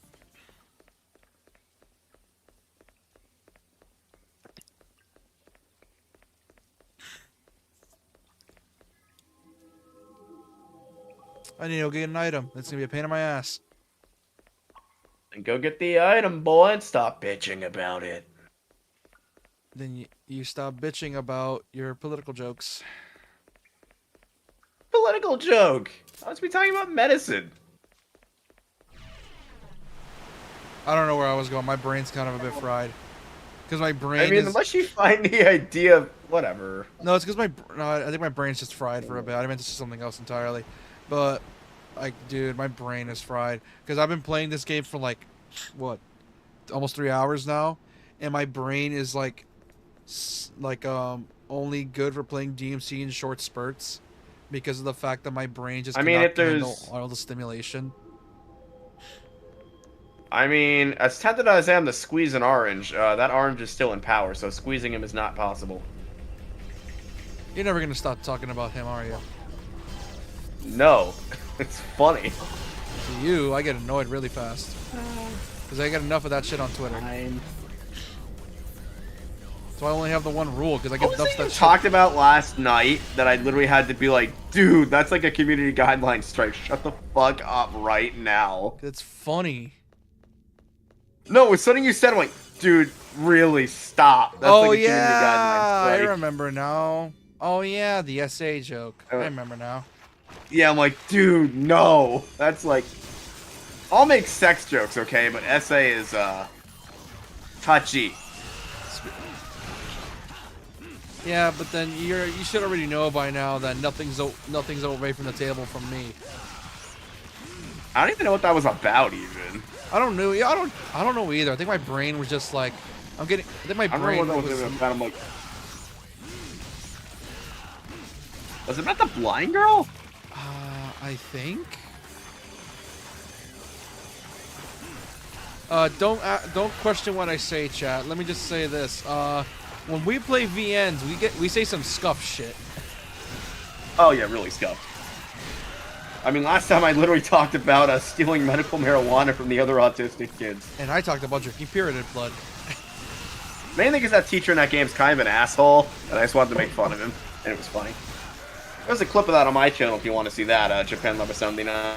And if you want to watch the entire Kaido Shoujo playthrough, go right ahead, I implore you. It's free! Not a waste of your time. Also, I want to give this man pity subs, so can you guys go subscribe to him? Wait, did you say a waste of your time or not a waste of your time? What? Wait, what'd you say about time? Is like, I think I said I feel bad for this man, so I want to give this man pity subs. No, before that, you said something about time. What? Did you say not a waste of your time or a waste of your time? I think I said something. Go back to the stream. I think it's currently on the main stream, not the short stream. The short stream's like 10 seconds behind. It's not important. But anyway, go watch it. It's great. Oh yeah, it is. Yeah, we made some really scuff shit jokes. It was funny. One of the girls is neurodivergent coded. We don't know if she has ADHD or autism. She has one of the two. Keep just and it's so funny how much it compares to my own school days because I went to school in a similar time period, and we keep just making jokes about it. It's great. Yeah, because you're so autism coded that it's just. Well, she's so autism coded, especially just talking to another you. We actually didn't go on too many tangents last time. I'm proud of you. Well, that's because I was actually trying to focus on the plot. I know. That, and I didn't really have that much relatable stories to tell, so... As much as I wouldn't mind the Kenji route, I kind of want one of the girls so we don't, like, end this playthrough, like, next session. Didn't you want Burn Girl? I do want Burn Girl, and judging by the way we're going, we should get either her or Blind Girl, hopefully. No, we should be I know in order burned. to continue their route, we have to... I know what choice we have to make next. Emmy's gonna ask us if we want to exercise with her, we have to hit no. Because as soon as you hit yes to that question, it'll automatically throw you in the Emmy route.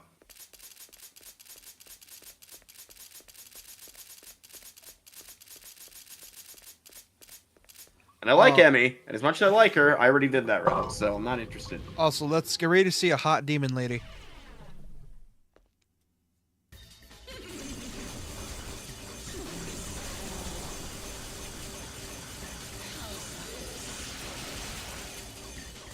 I can't die in umbilical cords. I'll look that up in my medical journal from the time and see if that actually is the case.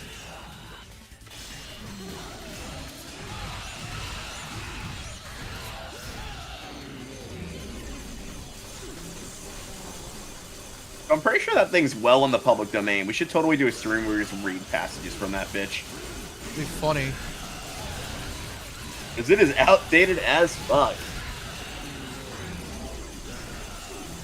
I'm talking about mutilating your kids for certain things that they do, to putting mercury in baby diapers, so much of other shit that's probably in there that I haven't read yet. I was trying to see if it talked about... I'm trying to remember what it's called. Not Phantom Sleep. It's a name for it.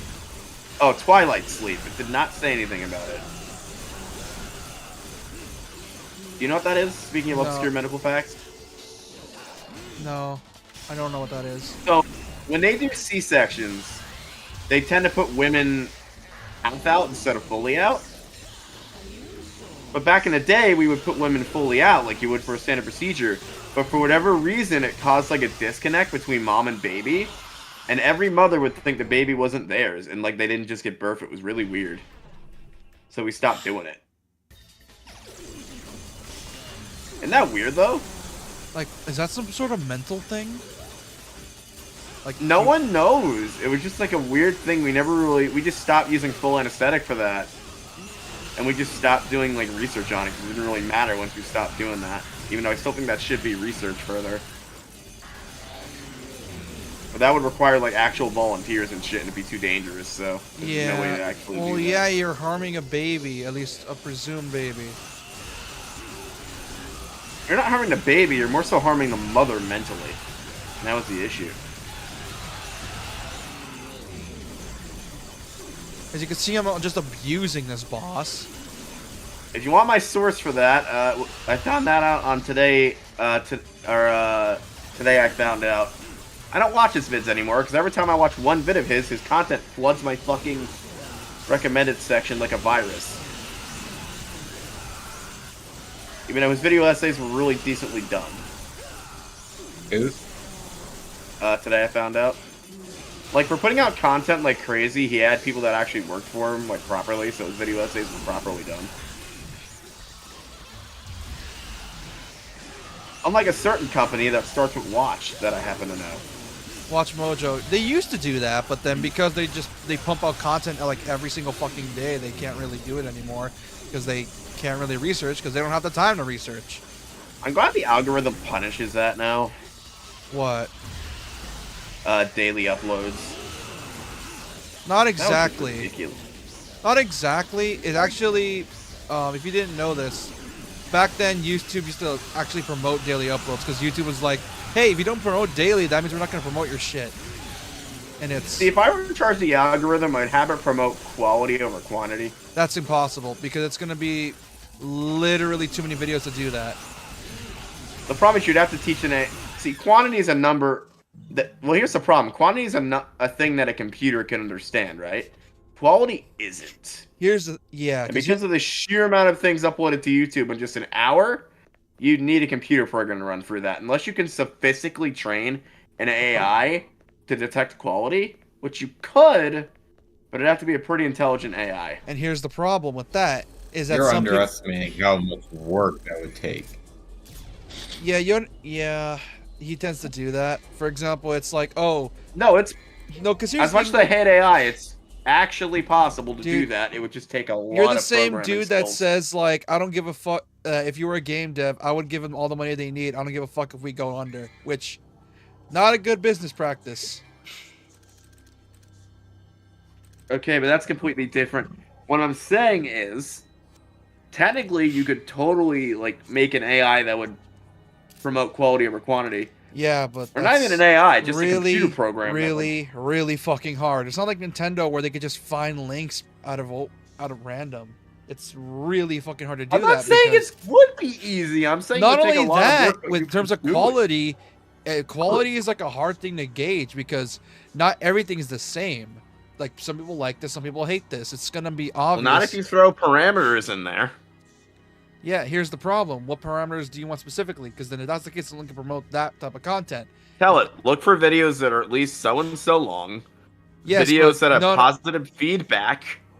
Video. Here's the like thing. Comments and stuff. You would have to do it for everything. Like, for example, not only that, you have to also focus on the specific stuff as well. Like, for example, let's say like, oh, I want a specific. What's the most positive cat video, or what's the most positive walkthrough for this specific game and or like tabletop? What's the most like you have to think about the specifics. You don't think about specifics. Yeah, it probably would be a bad idea. Yeah, because here's the thing. Yours is like, you don't think of the broader in terms of that stuff. You just think of the very, like, realistically, it's a good thing, but it's such a bitch and a half to program that it's not even worth it because quality is always changing. What you thought will be good will probably be bad the next year.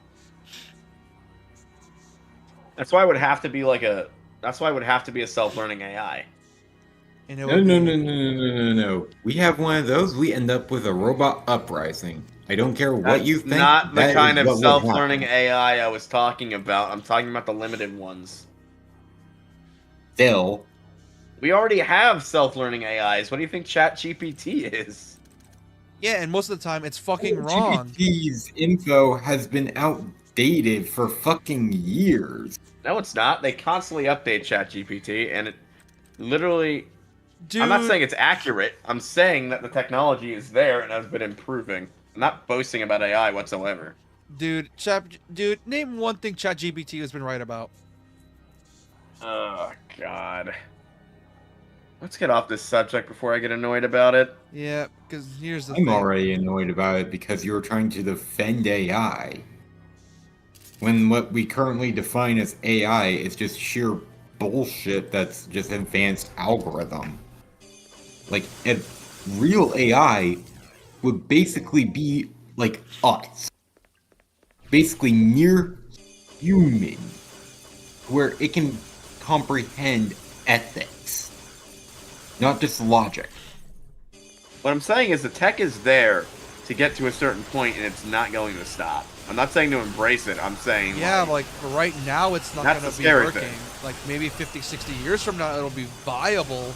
Like, and I'm not saying useful. I'm saying viable, not useful. And it probably takes another 100 just for it to get even good. one thing I am worried about, though, is, because this will probably be a thing that happens, is they're probably going to program a bot that'll start censoring the internet for certain, like, content.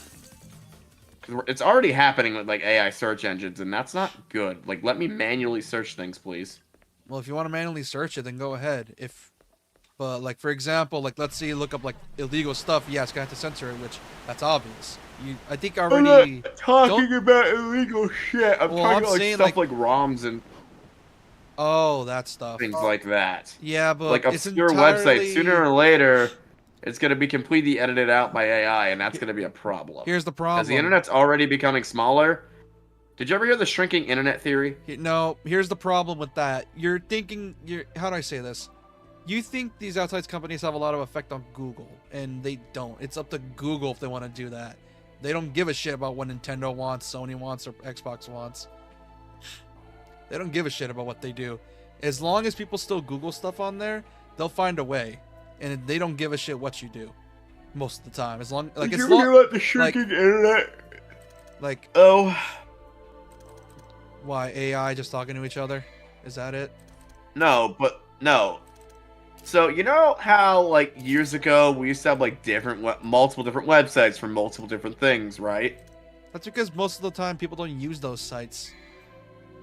Now a lot of things can just be done on single popular websites, and it's led to the internet shrinking and the deep web getting bigger.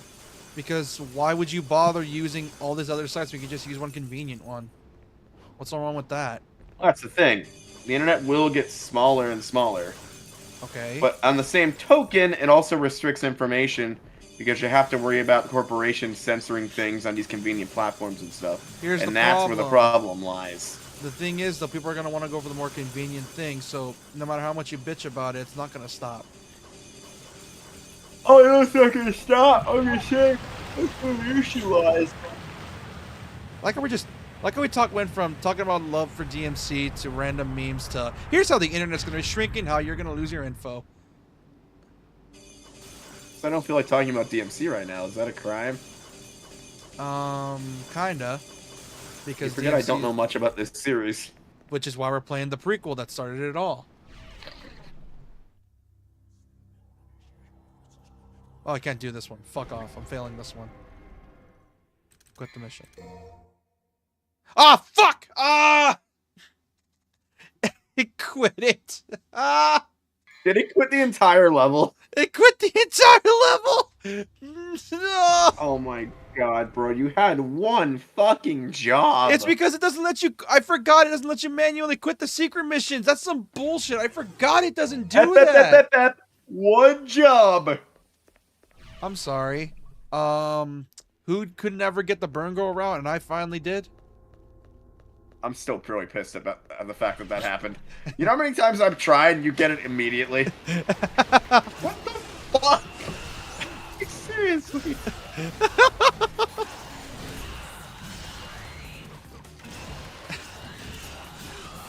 Oh my god.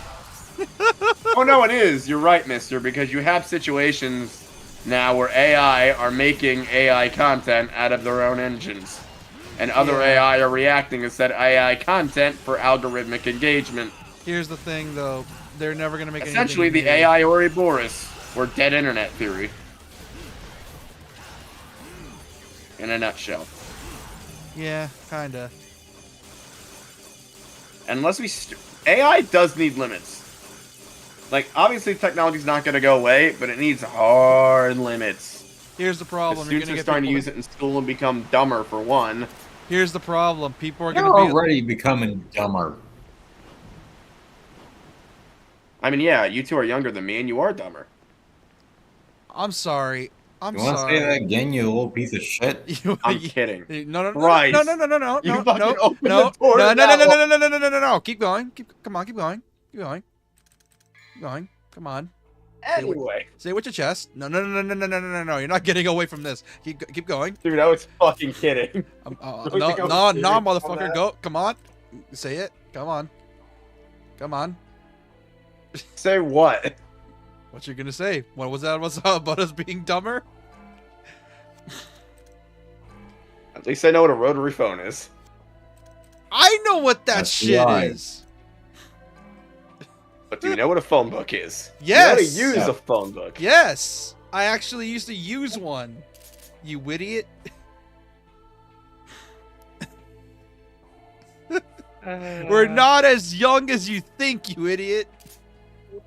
You're in your early You forget 20s. that I'm in we're, my like, late 20s. Early to late Gen Z. Not late Gen Z. Yeah, we're not like from 06. We're from like 03, 02. That's like mid to early. And I'm only kidding, by the way. I wasn't being serious. Oh, I know. We know that. We just wanted to fuck with you. I don't know about Pearl, though. So your gen might be smarter than mine. Or at least smarter than you. Okay, that's Yeah, just mean. no kidding. That's just being dickish at that point. You know what's funny? So me and my sister took the PSATs, right? And somehow I got a higher English score than she did. And I'm like, how? Oh, yeah. Don't you have dysgraphia? Math, I absolutely fucking tanked it. But I got a higher English score than she did. You know what's funny? I used to be really good at math, and then I just started sucking later, and now I'm just good at reading for some Dude, reason. once you leave school, you don't use algebra. And then when you really need to use algebra, you just forget what to do. And then it's like, ah, fuck, I have a fucking thing in my pocket that can do this for me. There's actually a name for that kind of thing. It's actually called the Google effect. Like, really? Wait, Yeah. I have to do this thing? Shit, how do I do it again? Oh wait, I have this phone, let me do it this way. Like, see, the problem is we were taught, like, oh, you're not going to have a magical device in your pocket that could tell you everything you need to know. Technology is kinda a hell of a do. thing. Yeah, technology, the future is a hell of a thing. Oh, I think I pissed off chat. Someone redacted their message. Oh, So I can see it. No, they told. No, I remember it. They basically said to let you talk because I was like taunting you to like keep on going. Also, the problem with AI. Yeah, they're always is like, that oh, it's you're not kinda going to have a sneaking into calculator in its your own pocket tail 24/7. situation and also rip. We kind of do. I surprised at one situation at work, and this still pisses me off to this day, right? So we had a customer that only spoke Spanish, right? And I obviously wasn't going to lose a fucking sale. So I didn't know what she was saying, but I'm like, okay, I have Google Translate on my phone, let me use it. I use it, help the customer successfully, she gets what she needs. And fucking manager gives me a look, and I'm like, I felt like saying to him, dude, would you rather have lost that sale and potentially a permanent customer? Some people are just weird like that. But he's one of those managers you didn't talk back to, so I held my tongue. Why? Because he would actually do what he threatens to do. He's Mr. Boomer. I'm always fucking right, and you're wrong. So it's like, fuck that. I'm not gonna. Oh, it's one of those people. Yeah, I know what He's you one of mean. the guy that likes to really fire people. So he's fire happy. He Because treated janitorial as his like personal slave, and that's one thing I hated about this man. I can't say his actual name because of like privacy reasons, and I'm under contract, so. But this dude was a great AA hole. Which is why you probably warned me to never work at Exactly. Which, considering all the horror stories, I'm more and more likely to not want to do it. But I know I was in the right in that situation because it's like, oh, I can either lose you a customer because I don't speak fucking Spanish, or I can help the customer like it's my literal paid job to. You know what's really fucking stupid? That's been a trend by boomers calling it. And it's not even the fucking trend. It's just like fucking customer's always right, jackass. Like, you ever heard of, I mean? like, yeah. There's a trend that went a while back, and it's not even a trend, it's just my generation just being, like, not falling for your bullshit, where it's, like, the people for some reason called it quiet quitting. You want to know what quiet quitting was? Oh, I know what it was. People doing less than the minimum. People thought we were quitting. It's like, no, I'm doing what you pay me to do. Nope, it's doing the bare minimum needed to keep your job. Even if it meant... I mean, that's what I did every day. Yeah, I know. Are you kidding me? Yeah, what you were doing every day is was what boomers calling our gen quiet quitting. Which is fucking hilarious to me. Because like, my job was as follows. I was technically a cashier, but because I couldn't use the cash register for reasons, I had to put things away, help customers with stuff, and make sure the trash and expired food was taken to the proper bins. Yeah, essentially my gen was like, you're paying me to do this, I'm not paid to do this. You're paying me to stock shelves, I'm not paid to do your taxes. And if it was Christmas Eve, I'm literally there to be literally miserable. Because, dude, I hated working Christmas Eve. You want to know why? Why? If I didn't get all the returns done, nobody could leave. No one. And they all blamed you? Yes. Yeah. And it was the most miserable day of my fucking existence, and the only time I ever worked Christmas Eve. I quit the year afterwards. Why do you think I quit the year afterwards? Fuck that shit. I'm never doing that again. Like I said, my gen... Here's the thing. What my gen was doing is, like, they didn't get on your ass because, well, it was back then. They didn't give a shit. Nowadays, because it's my gen, where it's like, oh, we're the ones, like, apparently being lazy, even though we did what you did. Wait, have you had a 9 to 5? Besides your one job? That was technically it, yes. I wouldn't call your current job a 9 to 5 since you're technically doing it on your own. I know, but I have my mom who did that as well, and recently, when she was like trying to get back into working because she kind of needed to, Did she have to do the thing where she had to redo her license and shit? My mom had to do that. No, she didn't. She had to go through training again. Here's the problem: the person that was training her was clearly overdoing it and overworking herself, and it was And because of it, she got stuck with an obnoxious trainer who clearly they're the worst. Who clearly was underqualified, and every time my mom did her job, she was like, no, you did it wrong. I want you to do it this way. And it's like, yeah, but I did the thing, though. Like, they're going to read it. Look, if there's one... Your mom was in the medical field, right? Or Still is. If there's one thing you don't tell a nurse that's been a nurse for or a caretaker for God knows how many years, is how to do their fucking job. My mom will tell you this from here to Sunday. Oh, 100%. And my mom told me about this, and I'm like, yeah, here's the thing, though. I told her, Mom, you do realize that if someone files a report, she's the one losing her job. So, yeah, but here's the thing. Most nurses know what they're doing. Yeah, I know, exactly. She's just going through the training because it's like, oh, like, they required her to do, like, use a computer and shit, and it's like, okay, that's okay. Did you hear about that one nurse, and I still feel bad for this woman? That, mister, when you I thought Academy MD was going to cover this, but they didn't. But, so, she had to get pills, right? Yeah. And she accidentally gave, like, it was either the wrong medication or too much of a dose of a medication. Ended up killing the shit out of the patient.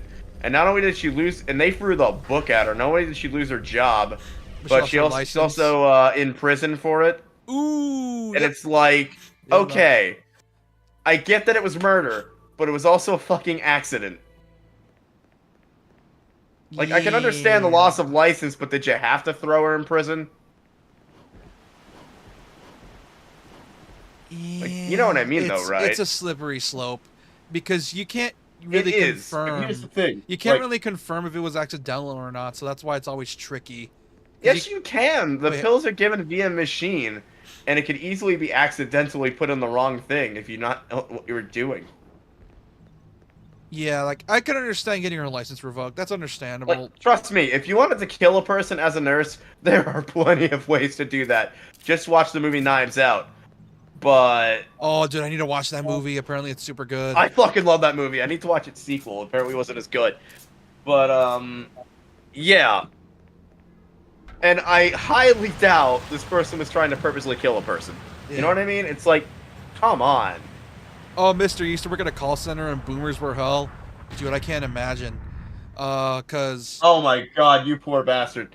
There are two jobs I said I never do in this life, and that's why I picked retail. And those were fast food and call centers. In reality, you were still miserable. Yeah, but at least I wasn't stuck in fast food or call centers. Retail. Here's the thing, I like the people at my job, like they were fucking awesome. Where do you think I met Emilio? And I like the people at my job. Didn't like the job, like the people, and that's what kept me there. You honestly. know what's fucked up? When I graduated from high school and I didn't go to college though because obvious reasons. I just didn't want to go because well, a degree is kind of useless unless you're doing like important shit, like for example, electrical work. Unless you're doing STEM, a degree's not worth it. Yeah, where it's like I didn't want to go because unless I was doing like a really important job like electrical work, which I can usually do through what's the word again? Like college training? What is it again? Trade school, training. Vocational training. That or like actual things that require me to have a degree, like for example being like an astronaut or a scientist. Like 100% I understand college for that. That's needed. That's guaranteed because no one wants a dude who does no idea what the fuck the I mean, my brother has a functioning computer repair business. He didn't go to college, or he went to college, but he never really got a degree. Yeah, I'm the one with a computer repair degree here. Yeah, and my dumbass was like, huh, what's an easy job I can do while I'm doing my other job? And I'm like, call center, got it. And then I asked my mom about it, and she said my cousin was working as one, and she told me her experiences. And that's what it made me immediately realize, yeah, no. Because apparently, you want to know what happened? Oh, what? My cousin, who used to be working a call center, would get death threats. Oh, so speaking of that, one of my relatives worked as a taxi driver, and he nearly got himself killed. Because guess where he was a taxi driver in? Detroit. NYC. Of this course. is before they had This was before they had like pistols in the cab of the taxi. Now most taxi cabs come equipped with like a gun in the front. Well, obviously. If I were an Uber driver, I would, even though you're technically not allowed to have a gun in your car in New Jersey, I still would. People are fucking crazy. Yeah, you know it's bad when even you want to have a gun in your car, and you're against using guns, or at least or like for Look, example. I'm not against like a pistol or something for self-defense. Like, but it's like, do you need an AK-47 or like a fucking double-barrel shotgun? I don't think so. Double barrels can be used for home defense. That one's okay. Pistols Well, those are used for farmers mostly, for fucking varmints and shit, which you need. Or like home defense, because remember, like if you're a farmer, I understand having heavier guns around, but if you're like just trying to protect your home, you don't need a friggin' counter argument. Rifle is what I'm saying. Counter argument. You ever heard about that Dave Chappelle skit where you had to get a gun for the first time because he moved to Ohio? I think it did. Essentially, the story goes about that is that when he went to Ohio, there were people constantly crossing over his property, which, for context, in Ohio, it's a relatively normal thing because people do that for, like, to go hunting or, like, for hunting spots and shit, where it's, like, the easiest way to get there is, like, through, like, your land. And usually it's, like, a no harm, no foul thing. Like, everyone knows that, oh, they're just crossing over to go to, like, the forest to hunt. It's not that bad. Dave didn't know that. That's how it was at the lake we used to fish at. Dave didn't know that and was upset. It was like paranoid because like, oh, this random dude's going through my land with a gun. I need to get my own gun to defend myself. And he was right to do that because that night, I think, or like a few nights later, I don't know when, a crackhead came into his house and he like was threatening them, and he realized that, oh, that's not crack, that's crystal meth, and here's the thing. Yeah. There's a reason you need a shotgun like that, because here's the rules for like home defense shotguns. You want to have 2 types of rounds: birdshot and buckshot. Birdshot is essentially like, you don't want to kill them, but it will hurt a lot. Where it's like, it'll like pepper you up essentially. Like, it looks like a bunch of like hot BBs like in your body. And then buckshot is like the first of the warnings, where it's like, okay, you took the birdshot, you're not leaving. Okay, here's something bigger, and then you just shoot them again with it, and the motherfucker was still alive. See, I don't own guns, I own swords. One of which can easily crack somebody's skull open and cause massive hemorrhaging. If I ever had to, like, protect myself... Alright, so when I used to watch the house when my mom was at work, when I had to babysit my older brother years ago, my plan was, if anyone ever broke in, I'd take my older brother, go to the garage, because there's several doors that lock, take my sword with me, and just fucking hide and call 911. I have 3 kinds of bats I could do that with. And I'm pretty sure one of them is a metal bat. I have an entire I have the Cold Steel practice katana, which is a really nice fucking sword, by the way. It actually weighs just like a normal katana would. You're supposed to use it with kendo protection equipment, but I don't own that stuff because we live in America. And they also don't sell it separately. Well, on my end, I have an entire family plus 2 shotguns and a pistol. But I've tested it with a watermelon before, and since it can break the back of a watermelon open, that means it can break the back of someone's skull open. Well, yeah, isn't like the back of the human skull? Yeah, isn't the back of the skull like the weakest part? Well, no, watermelons have the same density as a human skull, so if you can break something with a watermelon, it can break somebody's skull.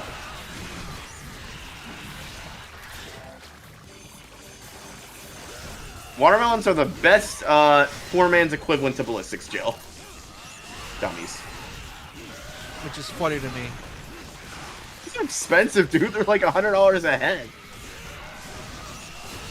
Literally, because they're heads. I remember some people use like zombie-style ballistic gel heads, and I'm like, what the fuck do you mean? You're using that for a zombie? Those were cool. They were made by a company called Zombie Go Boom. I wanted to get some of their heads. They were fucking awesome. They were like, they used to be a weapons collection channel on YouTube, and they themed it around zombie killing and stuff. They actually got a working guillotine from like a medieval collector to use on one of their videos, and it was cool. Oh, that is sick. But of course, since YouTube cracked down on guns and knives and shit, they couldn't make videos anymore, and it's bullshit. Like, they weren't hurting anyone, they were literally just hobbyists. That's stupid, because there's still channels that do that, and I'm like, what the fuck is so different then? Because there's channels that do that still. Difference between doing dangerous shit, like the numerous YouTube channels that'll like fucking prank people in dangerous ways, and having a harmless hobby. No, here's the That thing. just so happens to I'm involve like, weapons. I say that's stupid because there's channels that still do that to this day, and it's really stupid that they do that. Yeah, I know. Like, how about we start punishing people like Logan Paul that do those horrific pranks? This is something Vergil would not do. Also, this is something Vergil would not do, mainly because they just took his animations from Dante's character model. We now interrupt this video game to bring you Detective Conan. For some weird fucking... Nobody's gonna get that. Because no one watches Detective Conan in this It's chat. gonna be the one person in the comments that's like, oh my god, I watched that, I get it! Shockingly enough. If you watch Detective Conan in the comments, comment just a thumbs up so I know you got it. Ah, yes, Arkham. He's dead. Because I killed him. Apparently Vergil... Oh, yeah, Vergil killed him. I forgot. He's dead. Wow, you really sucked it up on that mission. Damn. Yeah, well, I was getting hit with spiders that have basically iframes in every single attack, so... I say if you get to 1,000 subs, we should totally bring back a playthrough of, Sakura Wars? JRPG Torture and play this shit on, Dante Must Die mode. That's gonna take a while, because I need to unlock it first, and... Why do you think I said 1,000? Yeah, no, well, I will gladly do it. I'm just saying I need to unlock the difficulty first, because it takes, like, multiple playthroughs. So I need to go through, like, DMC 3, 4, and 5, 1 and 2. Oh, God, 2. And just try to unlock DMD in all of them. I think with DMC 2, I'll just unlock it through the mod for the Definitive Edition, because fuck, dude, doing a vanilla playthrough. I want to do another Pokemon Nuzlocke on my channel, But I can't do that until I get to 50 subscribers. So if you want to spread some love to my channel, Japan Lumber 79 at on YouTube. Yeah. Wait, what? I What do need you it. mean? What part of it did you see, Mister? What part?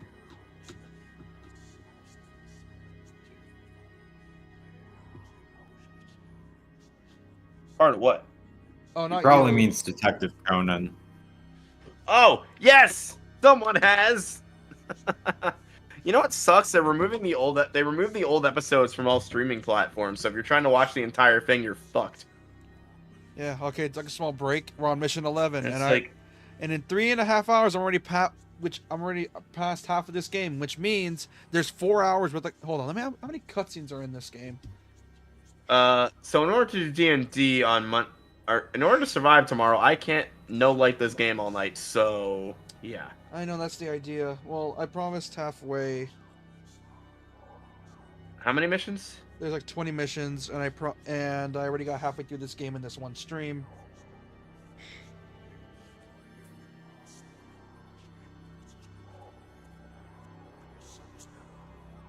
Are we going back to